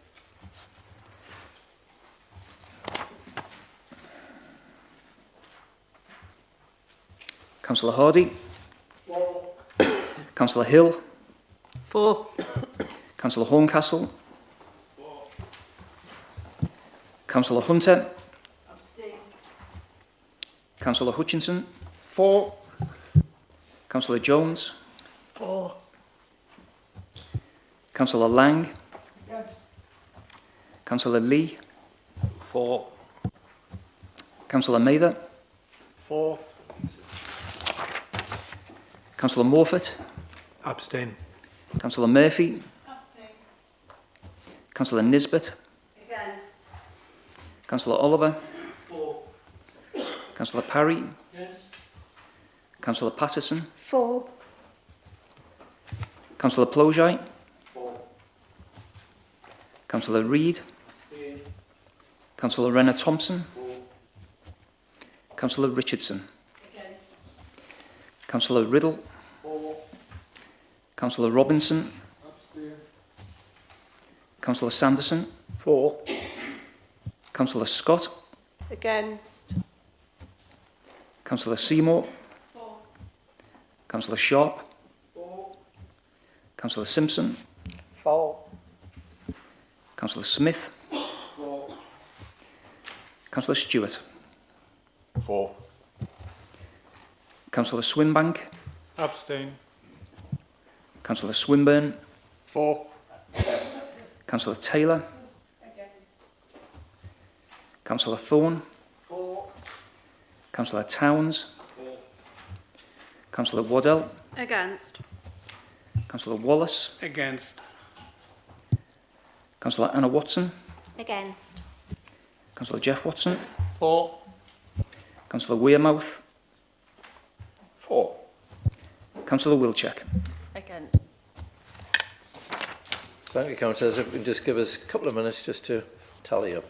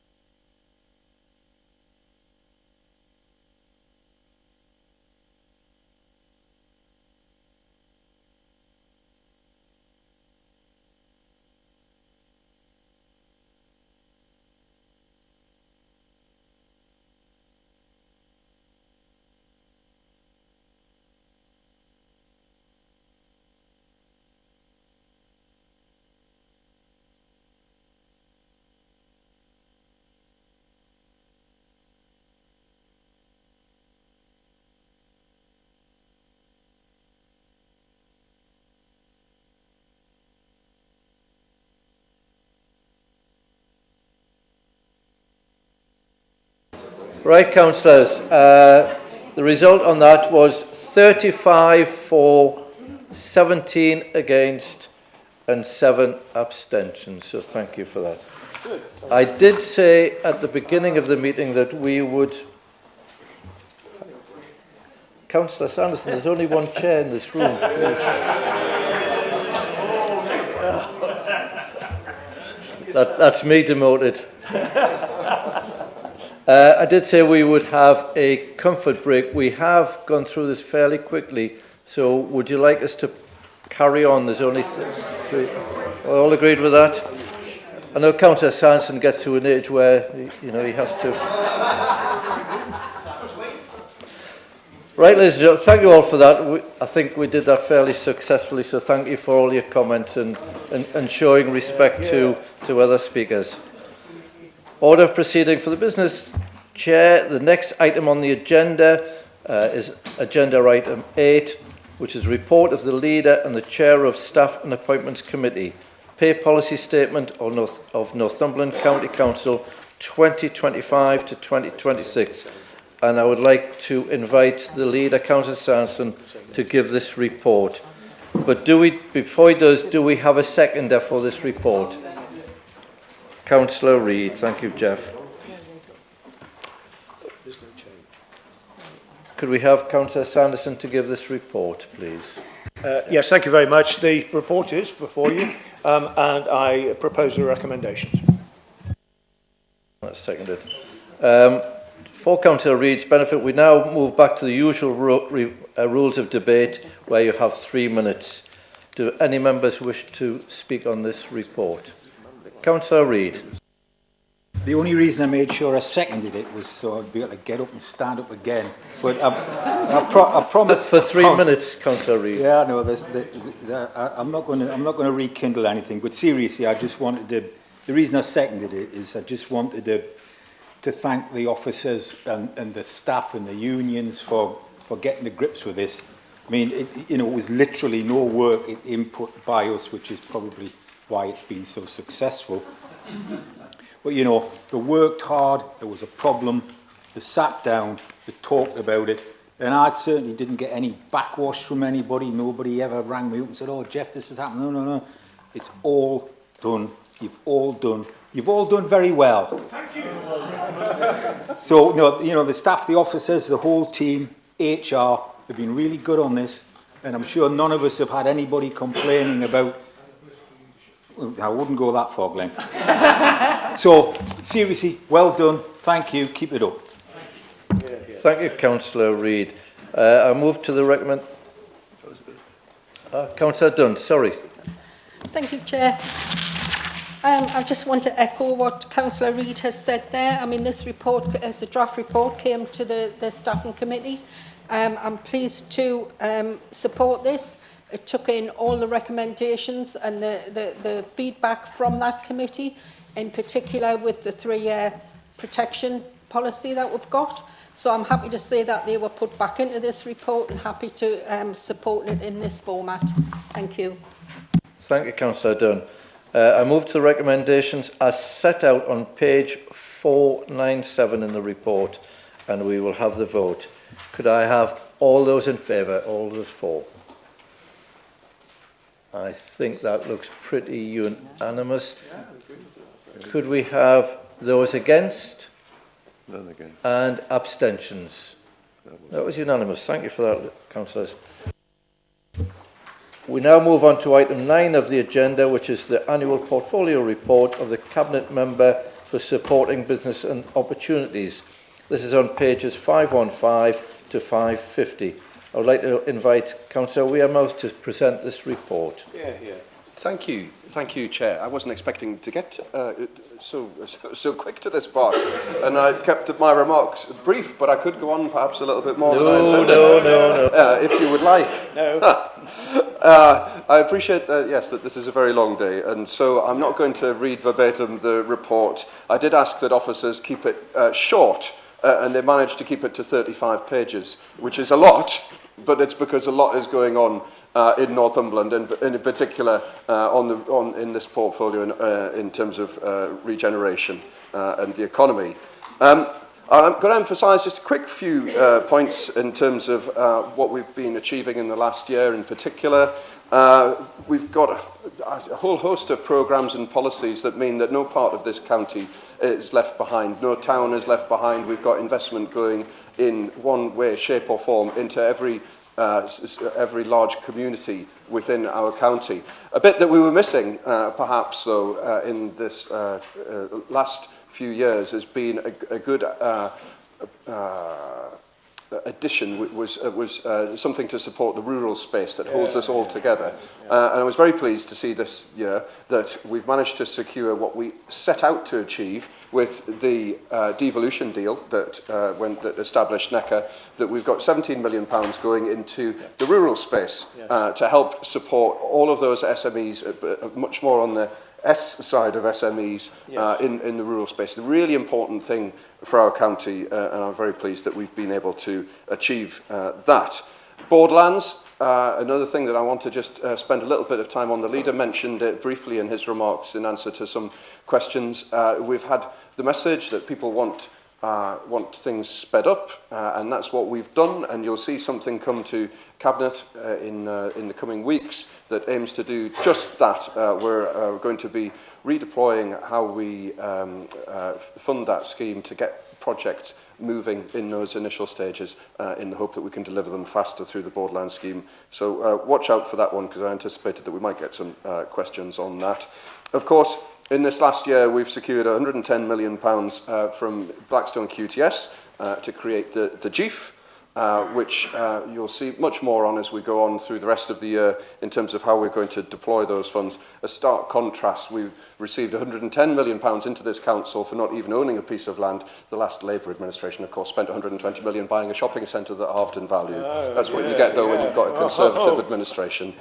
Value for money and making sure that we're getting things done properly. Turning to the future, what are the things that we're going to be looking to achieve as an administration? Undoubtedly, there's more that we can be doing in terms of public transport and on roads and railways. On railways, definitely want to see the expansion of the Northumberland line. I think that there's every potential that we can get a railway station across into Newbiggin, and indeed I've asked that officers start up that work, and grateful for all of the lobbying that Councillor Simpson has done for that and her community. She's a stalwart of Newbiggin, and she's been absolutely fantastic in driving that forward. Thank you. Stopping services on the East Coast Main Line is something that we're continuing to engage with Network Rail.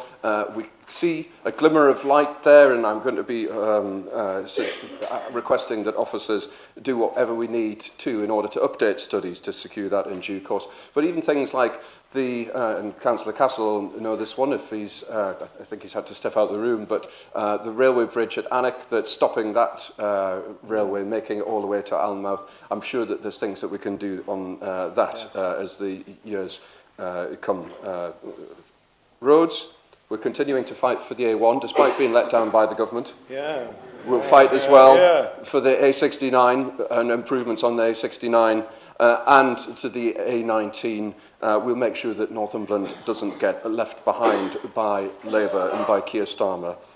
We'll continue to fight as well to make sure that we secure that final funding for the Blythe Relief Road and that it doesn't get cruelly taken away from us. There's work to be done undoubtedly on creating additional land for employment, and we're in the process of making sure that we can secure that, safe in the knowledge that we've delivered that 10 billion, 20 billion pound investment with Blackstone QTS. So loads and loads going on. My voice is failing, not least because I've had an hour's sleep. So when Councillor Dale was worried that I wasn't paying as much attention to her as I always do, it's simply because I've been on a late flight flying in to make sure that I could give this report to you today, because it's such an exciting portfolio. I love this job, and there's so much for us to go at in the years ahead.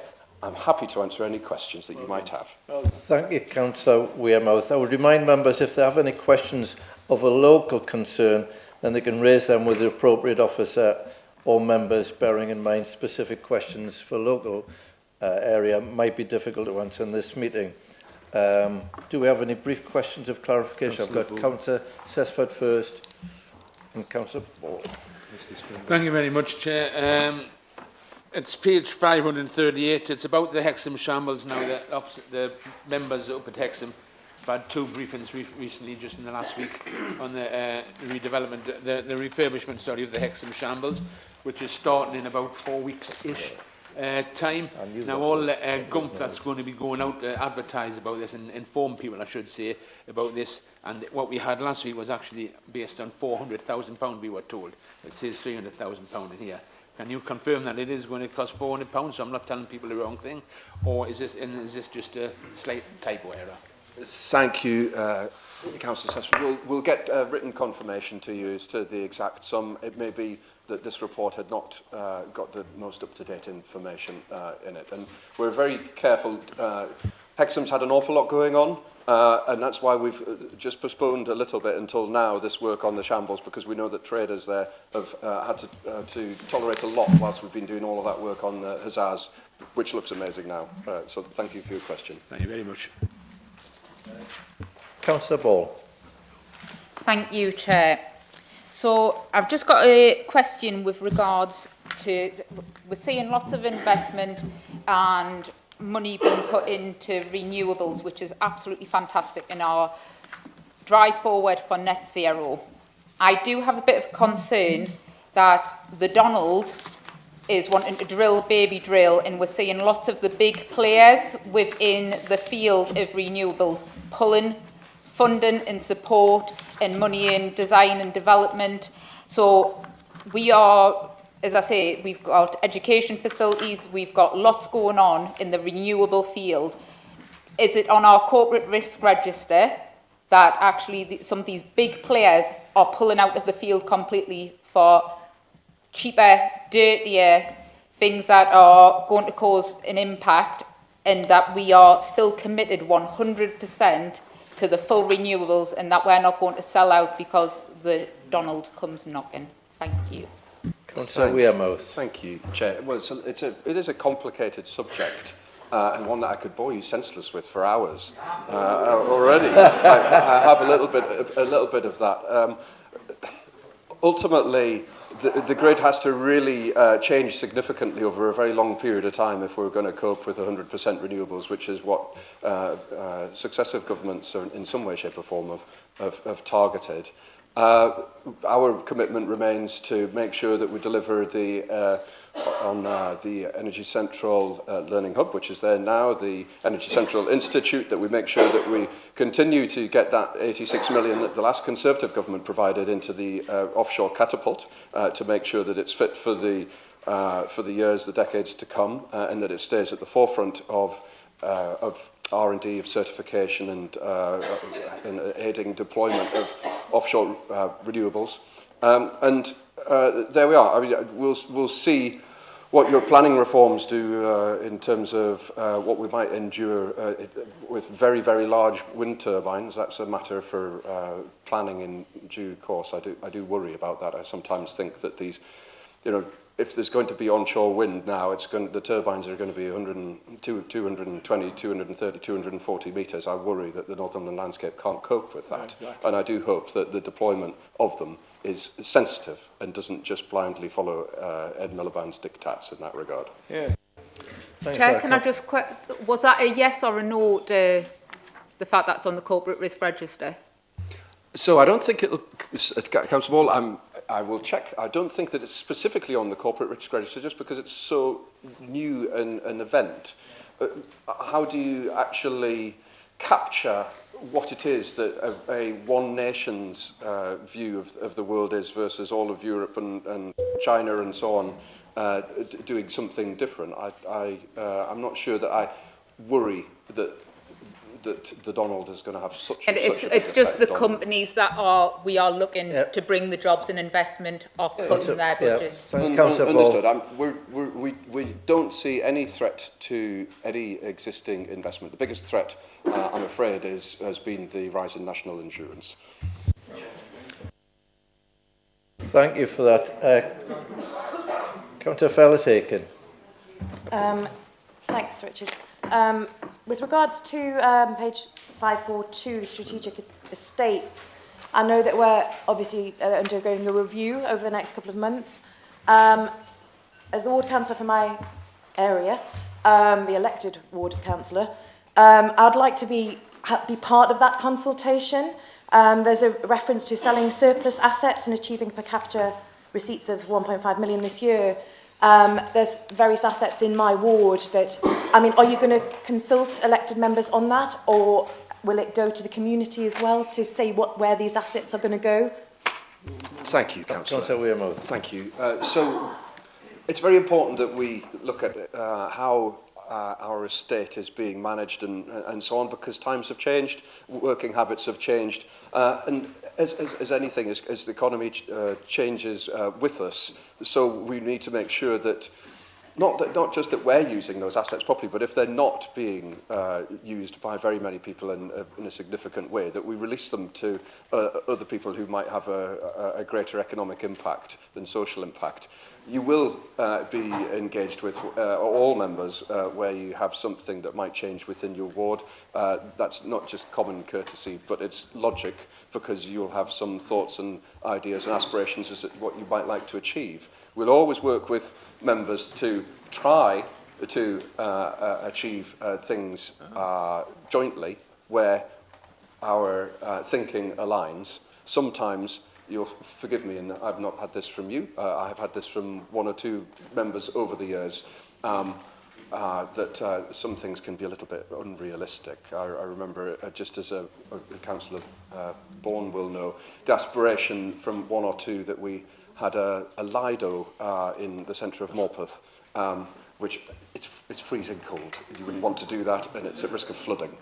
So sometimes people have aspirations for assets that don't bear scrutiny in reality, but we will engage. Thank you. My frustration there is that some of my assets for 8 years and more have sat, not used, and I mean, I hear what you're saying. Some are unrealistic, but where best value, you're always saying about that. That's one of your objectives as a council, and I just think, as best value for the community, there's other ways of considering selling and purchasing of asset sites for a long-term good for the town, and that you are able to dispose of these because of a circular issued in 2003 that allows for the disposal of assets, and especially into £2 million for the promotion and improvement of social well-being, the promotion and improvement of environmental well-being, and the best reasonably priced obtainable for the property.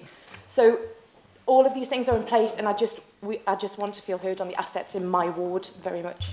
So, if I may, Chair, just to respond, because it isn't actually, it's an important question, and what the direction from Glenn and myself and the Cabinet and Administration is very much that, which is that it doesn't just come down to pounds and pennies, the worth of something.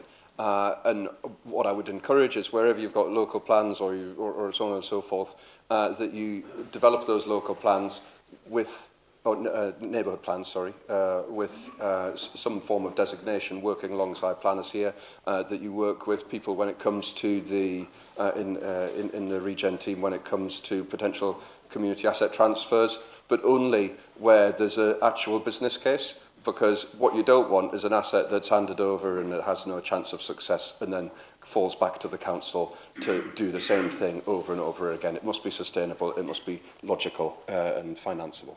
Thank you, Councillor Weymouth. For bringing the next speaker, could you get your questions in one? If not, please go through the chair. We're not having a one-to-one conversation. Councillor Reid. Good luck with that, Chair. So, I would agree. I would hope that I agree with Richard when he says regeneration is a very complicated thing. There are so many different avenues and so many different players that it just gets complicated sometimes. So I think there is a question coming, and I would just hope that he can find in his heart to agree with me that we succeed in Northumberland and do very well despite central government, not because of it. And I'm not talking about since July, I'm talking about since whenever. You know, you bring up the A1, how many times did the previous MP, when she was actually the Transport Minister? Well, you can go back that far too. All I'm saying, and that's exactly my point, Richard. We succeed because somehow in our own kind of crazy way, we work together, and it's despite London and Westminster that we succeed. And, you know, would he agree with me that the A1 isn't duelled because every central government of every persuasion has failed us, not just the present one? Thanks, Councillor Reid. Councillor Weymouth, a brief answer. Oh yeah, well, Chair, these really. No. Yes or no would be great. You're not getting a yes or no answer, because ultimately it boils down to the nonsense of the Green Book and all of this, and it tells you to build another Crossrail, to send the price of houses in London skyrocketing, and price people out of being able to live there. And the whole thing is just a negative spiral. It doesn't work, and that's why we fight and we build the case and we lobby, and that's why, to her credit, and you may not choose to agree with me on this, the last MP for Berwick did get a hell of a long way through that process, and she got the funding secured. It was pulled. It wasn't easy.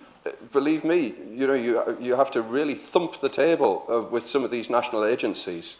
And the problem is, when you're someone like David Smith and you get in and you roll over instantly, that's a whole load of work undone again. And if he'd, and I wrote to him, and I said, David, and as I did to all of the new MPs, Ian I know well, and said, don't be there thinking that the civil servants down there are your friends, because they're not.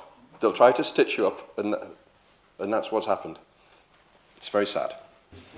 Thanks, Councillor Williams. I've got half a dozen councillors to speak, and I'm going to hold it at that. Councillor Wallace. Thanks, Chair.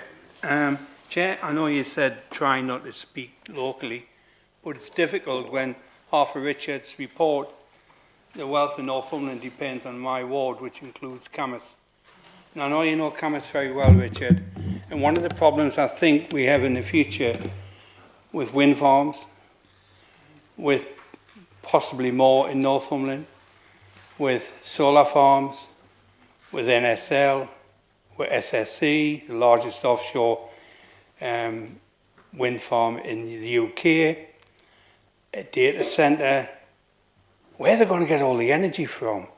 Because I'm telling you, that grid, which is half a mile from my door, isn't big enough to supply it all. That is a massive problem that I hope we can resolve, and we all need to work together. And if you want to keep a record of a minute, Chair, tell them it was the minute came from a Labour man who raised it in this chamber, just in case somebody claims it in 10 years' time that they succeeded.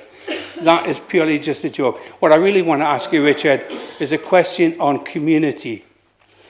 I read via social media, and I've had to check out, it's true, QTS has given to the church, it has given to the welfare. The county council found out by reading social media. I had a meeting yesterday with SSE, who wish to give to the community. I know the data centre will want to give to the community, but it's how we go about setting them things up. And if you can advise me, I will take your advice in the future, because all this that's happening in Camas, it'll be great if local people get work. But there's a lot of people who don't work, Chairman, who will want to see real benefits in their lives. And we need to make sure that those residents who will put up with all this work that's coming in get those benefits. Thank you. Councillor Wallace. Councillor Wearmouth. Thank you. It's a good question, and like every good Conservative, I've already got most of the answer before you ask the question, so don't worry too much. On the electricity grid bit, it is a really interesting bit. The grid's actually very strong there, but what we've always struggled with, I'll just be really open and clear about it, is historically drawing power down from the grid is challenging, and that's because of the level of investment that's got to go in. The fact that there's such a big investment going in from somebody else opens up opportunity for us potentially, as long as we do things in the right way. And you're seeing us develop the relationships in order to hopefully achieve that, and you'll see more and more as time comes. And part of what the chief, and I hope that, whilst I don't anticipate any change whatsoever in administration, that whatever council exists, and this will be our commitment to people, that money stays ring-fenced to deliver jobs and to create the platform such that we can leverage everything that's been done by QTS and Blackstone to a much bigger effect, because that opportunity is there for us, and particularly in the Camas Peninsula. The bit on supporting the community is we're trying our best to make sure that we're getting this right, and there will be bits where it perhaps it doesn't happen in quite the way that we might like. We're acting a little there's that many people who want to engage with QTS and Blackstone, as you would imagine, that we're trying to help them to corral it in particular ways. We're really keen to make sure that you're engaged and that the people of Camas and the wider community are engaged. Such a big opportunity for them. We'll take that bit away and we'll work on it to make it even better than it is at the moment. But it is a fantastic project for Camas, not just because of the jobs and because of the spend and so on and so forth, but actually when I drive around there and I walk up and down there with my dog on the beach a lot, there's loads that should be done on landscaping, on place and so on and so forth to make it a really exceptional part of our coastline. So that's where I'd like us to get to. Thank you. Thank you, Councillor Wearmouth. Councillor Dale. Thank you very much. Thank you, Councillor Wearmouth, for your report. I'm glad you've kept it brief. I'll try and be brief very quickly. Can I just say on page 533 is the health inequalities and the work you're going to do of the quality work and getting people back in.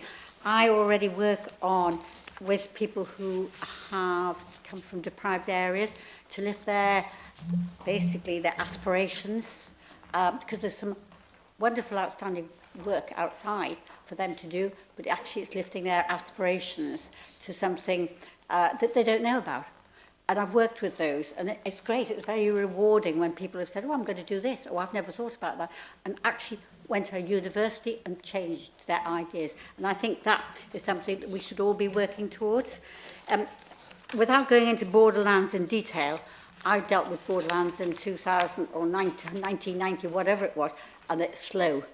However, I think we have to be very careful with our areas, certainly in Predo. Everybody's been promised for the last 8 years. Councillor Dale, can we have a question, please? Sorry. Can I just, and all I want you to do is be actually honest about how long it's going to take. So people's aspirations, they don't get bored, we actually know how long it's going to take. And the last one is, which is something I want to come back about, is because I had a broad portfolio at Tyndale, I had tourism. And one of the things I did when we had foot and mouth was I was stopped by somebody and said, Anne, we can't take animals into the county show now. Fill that space. It was like so anything, any opportunity to do something. So I did, and we called it the Glorious Northumberland Marquee. And we brought all the sectors in everywhere, and it was a real showpiece for Northumberland. Called Glorious Northumberland. I got funding for everywhere, I got support from everywhere, and it really was glorious. 2017, County Council came in, I was taken off it, and it's now gone. And I would like to bring that back, because that is a showpiece for the county show for County Northumberland, and it is a real showpiece. So I'd quite happy to come and talk to you about it, and say, I'm quite happy to start doing it again and showing you how I developed before, but it's something, and people miss it. You know, where is it? Thanks, Councillor Dale. Thank you. I'll try and, with the lack of sleep that I've had, I'm going to try and remember all 3 points. I'm going to start with the most recent one, and you might have to repeat the first one. So, on the last one, you will have seen the paper that we brought at Cabinet in terms of the food strategy. There's a whole load of stuff that's wrapped up in that in terms of the Northumberland food offer, in terms of, but also hospitality and so on. There's a lot that's in Councillor Sanderson's portfolio in the Combined Authority. But Councillor Sanderson, as he was sat listening to that, said, that's interesting, let's engage and discuss that a little bit more and see what more we can do, because I think it's on a common theme with some of the things that we would like and are aspirational to do. The second one was on, or maybe the first one, I can't remember, was on Borderlands. Borderlands, watch that space. You'll see something at Cabinet, and I think it will answer a number of those questions.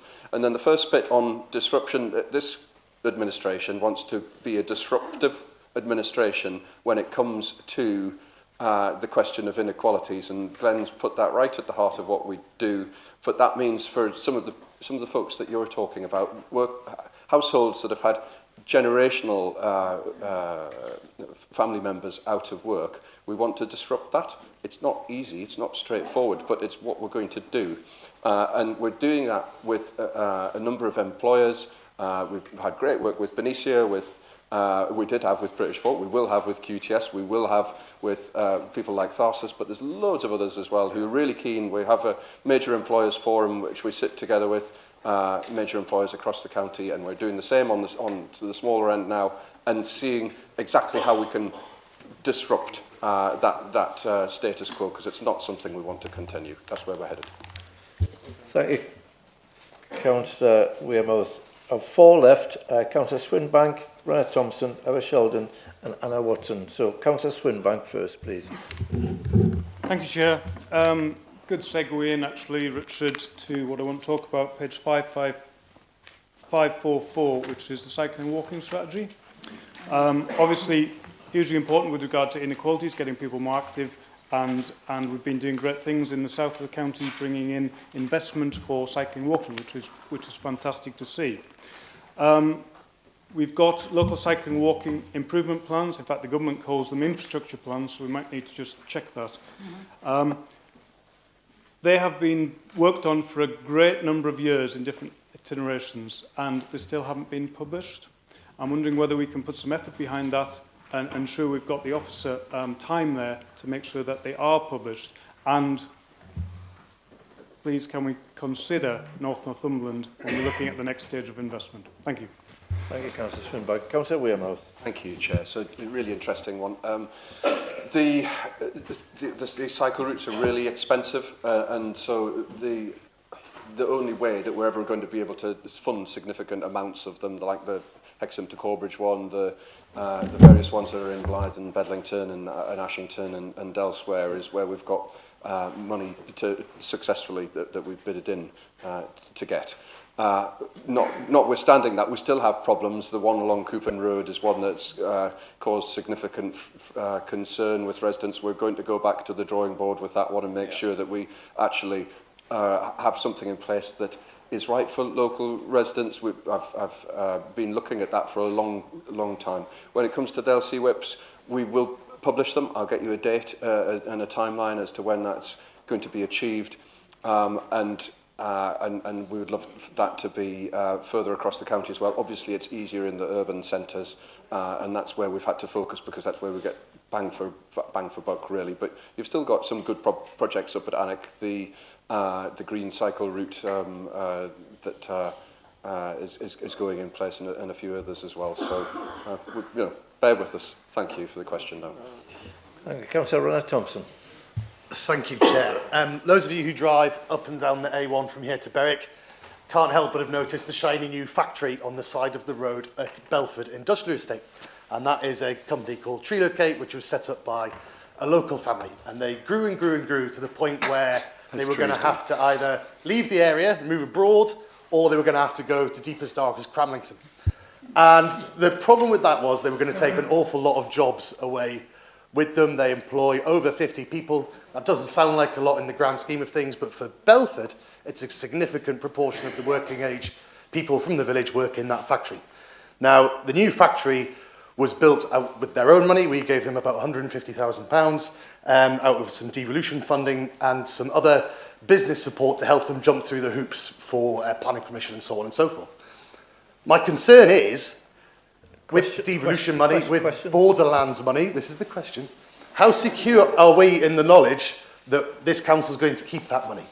Could the government, any government, pull that money away from us? Is the real risk not Donald Trump, it's our own government, taking our money away that the previous government gave us? Thank you. It's a risk. It's a one that I think that we can work to avoid. Confident that we can keep the Borderlands funding, not least because it's so complicated. It involves the Scottish Government, the UK Government and several councils as well. So I think that we're okay on that. But, look, we're going to have to fight for every other penny that's on the table or not, and refer to a previous answer on that. We're always battling. We've always got plans. And where we don't have plans, we make sure that we draw some up and go and hunt for the funding afterwards.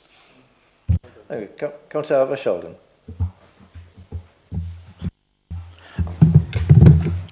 Thank you, Chair. Councillor Wearmouth, it's a fantastic report, but in your brief you mentioned about dualling A1, but I didn't hear there's one important thing in Cramlington, which is Moor Farm roundabout. Maybe you mentioned it as a A1 work. I think this is really increasingly proving to be a bottleneck for businesses and opportunities. I think, unfortunately, the government has stood down the refurbishing, restructuring of the roundabout, actually. So my question to you is that, would you will the council, cabinet will consider pressurizing the government, if possible, reversing the decision and then go forward. I think Councillor Reid made a very good point that, we are doing very well despite the central government. Unfortunately, it's not in our hands. Okay, so I would like to have some assurance there will be a continued pressure on the government. Thank you. Councillor Wearmouth. Yes, there will be.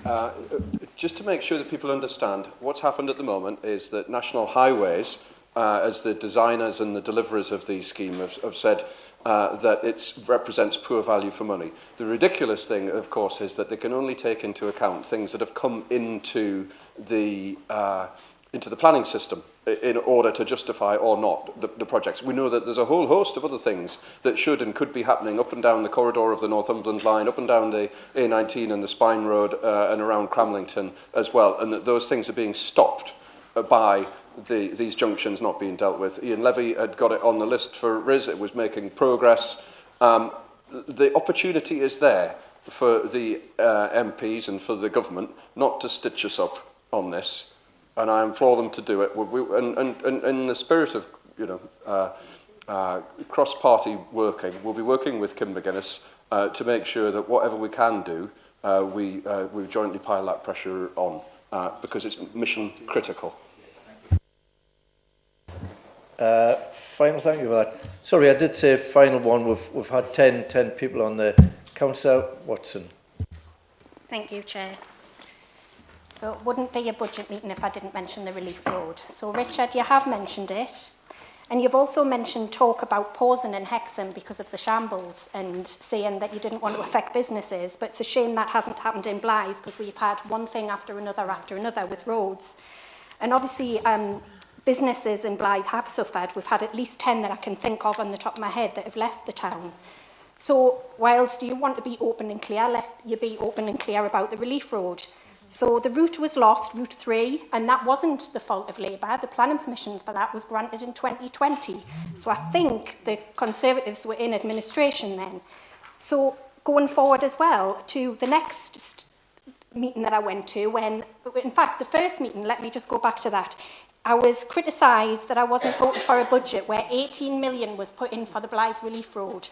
If you're going to be open and honest with people of Blythe, which I've asked for in several budget meetings later, then let's be honest that now it's 60 million. It's tripled in cost. So I'm not sure that our government is going to find that money down the back of the sofa. And a lot of these road projects have been postponed by the previous government. And the Relief Road was postponed in March by your government as it was then.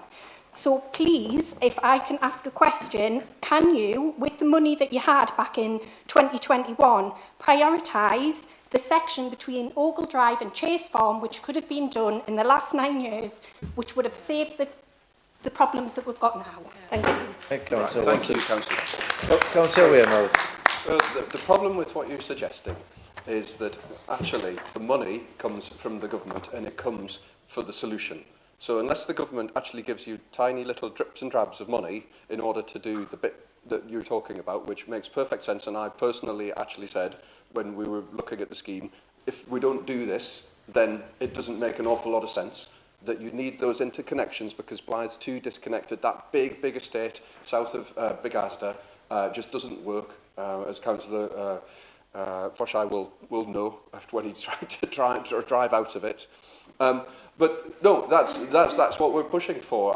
The frustration, unfortunately, on the Blythe Relief Road, we're ploughing ahead. We're doing all the studies. We've put money in to make sure that we're doing all of the planning work, all of the design work, whilst we're waiting for the various government departments to catch up. But it looks very likely, I'm afraid, that the current government wouldn't necessarily honour the commitment of Rishi Sunak, which was that he would fully fund it using transport for the North money that was secured as a result of scrapping HS2. Now, if you would like to take that to your MP, I'm always happy to chat to Ian. If you would like to take that to Emma Foodie and to anybody else who listen and say that we want all of the money for the Relief Road and we want it delivered for Blythe, like Ian Levy would have done, then let's get it done. I'm absolutely happy to take it, and I've met with one of the ministers, but I would just like to go back. If that's your solution, you've had 9 years to perhaps come up with the money to do that little section of road, which is tiny in comparison. I did say beforehand if you could get your question out in one rather than have a one-to-one debate. There is Do I get a response to that, Chair? No. There's no vote on this item, so we now move on to item 10, which is the final item on the agenda, which is the annual portfolio report of the Cabinet Member for Caring for Adults, pages 551, 562. I would like to invite Councillor Patterson to present this report. Again, members, if you have any questions of a local concern, if you can raise these. And if you didn't manage to get a question asked at the last item, I'm sure if you write to Councillor Wearmouth, he will reply. Councillor Patterson. Thank you very much. Good afternoon, everyone. Last but not least, adult social care. It's my privilege to introduce this report to you, and I'll go straight into it. Care Quality Commission. About a year ago, we were notified that they were coming in to inspect adult social care, and they duly came in August. They were very thorough. They interviewed many officers, myself, Councillor Purvis, who is the shadow adult social care portfolio holder. Everyone was interviewed, and the result was, and please, in your report, I think it's got stamped on, embargoed. We did get the result of that in December, but we were not allowed to talk about it, which is why the stamp is on embargoed until the 24th of January. So it is the right report, but it shouldn't have had embargoed on, so I do apologise for that. We had a very, very good result. When you think about our geography and our rural, if you like, remoteness, we are currently 4th in England on a points level with 70 points. Only Hertfordshire and 2 London boroughs are ahead of us.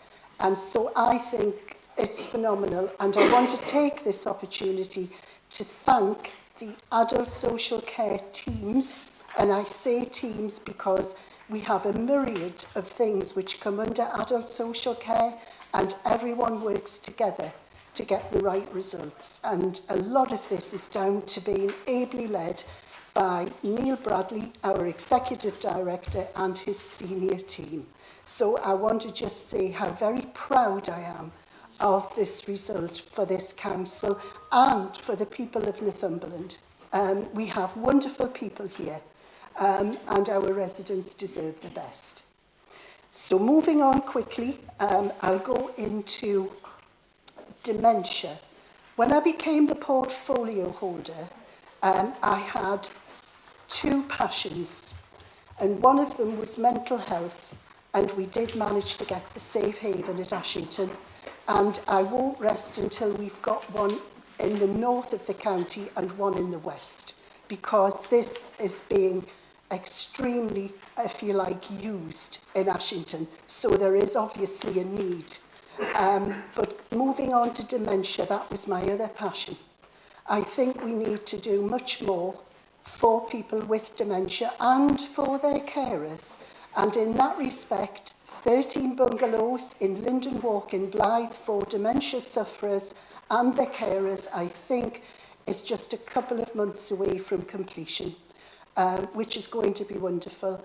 Cramlington Town Council have been working with us to develop a dementia garden within Coronation Park. I like to think that this will be a calm and tranquil place for everyone.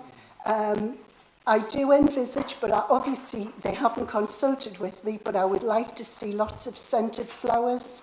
The scent of flowers sometimes triggers memories for people.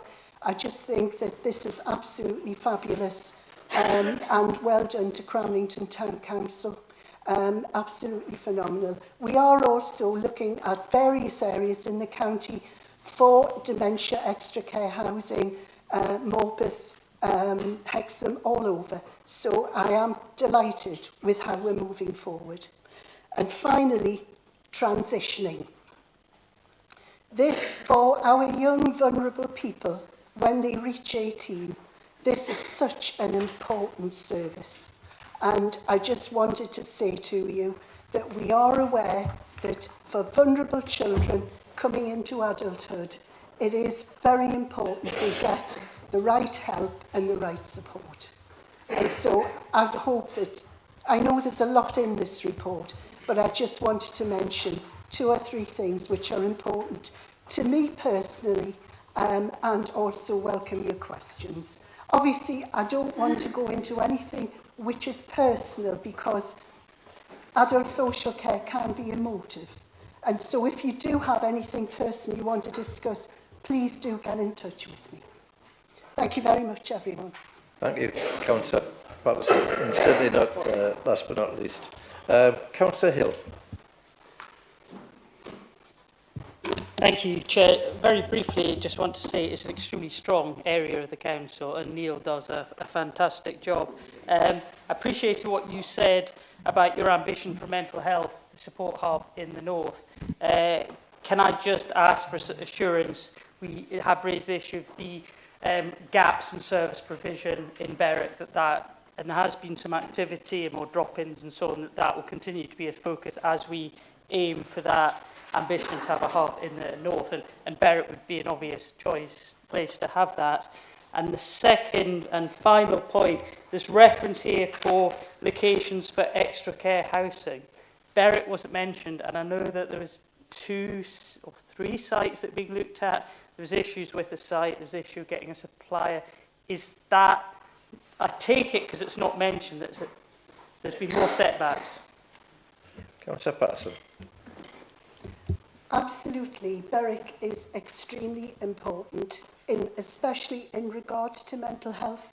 And so, ideally, a safe haven in Berwick for North Northumberland would be fantastic. So, we need our partners in this. We can't do this alone. So this is, as I say, this is something we are looking into. Please be assured on that one. I suppose, just in regard to your other mention, which has just escaped me. What was your second point? Sorry. Yes. There has been a couple of setbacks, and I do agree. It would be nice to see some extra care and supported housing, and I know where you mean. And that's something I think that Neil and I will have a chat about and see how we can push this forward for you.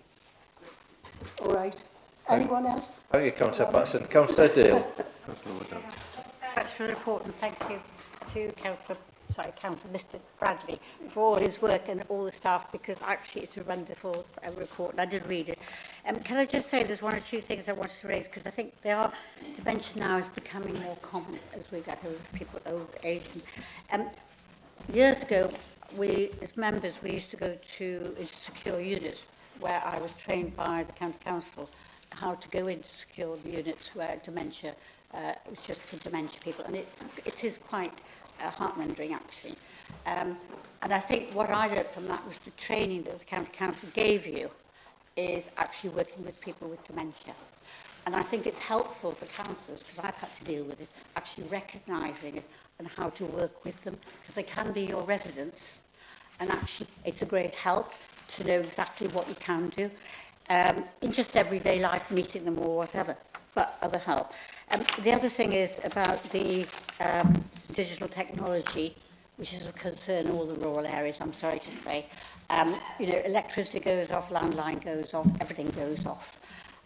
And it is important, certainly for the rural areas, where we have a lot of ageing population. People are quite capable of looking after themselves, but when everything goes off, it was a real problem. And I've seen that, and I've been working with that. However, it's something that we really need to look into.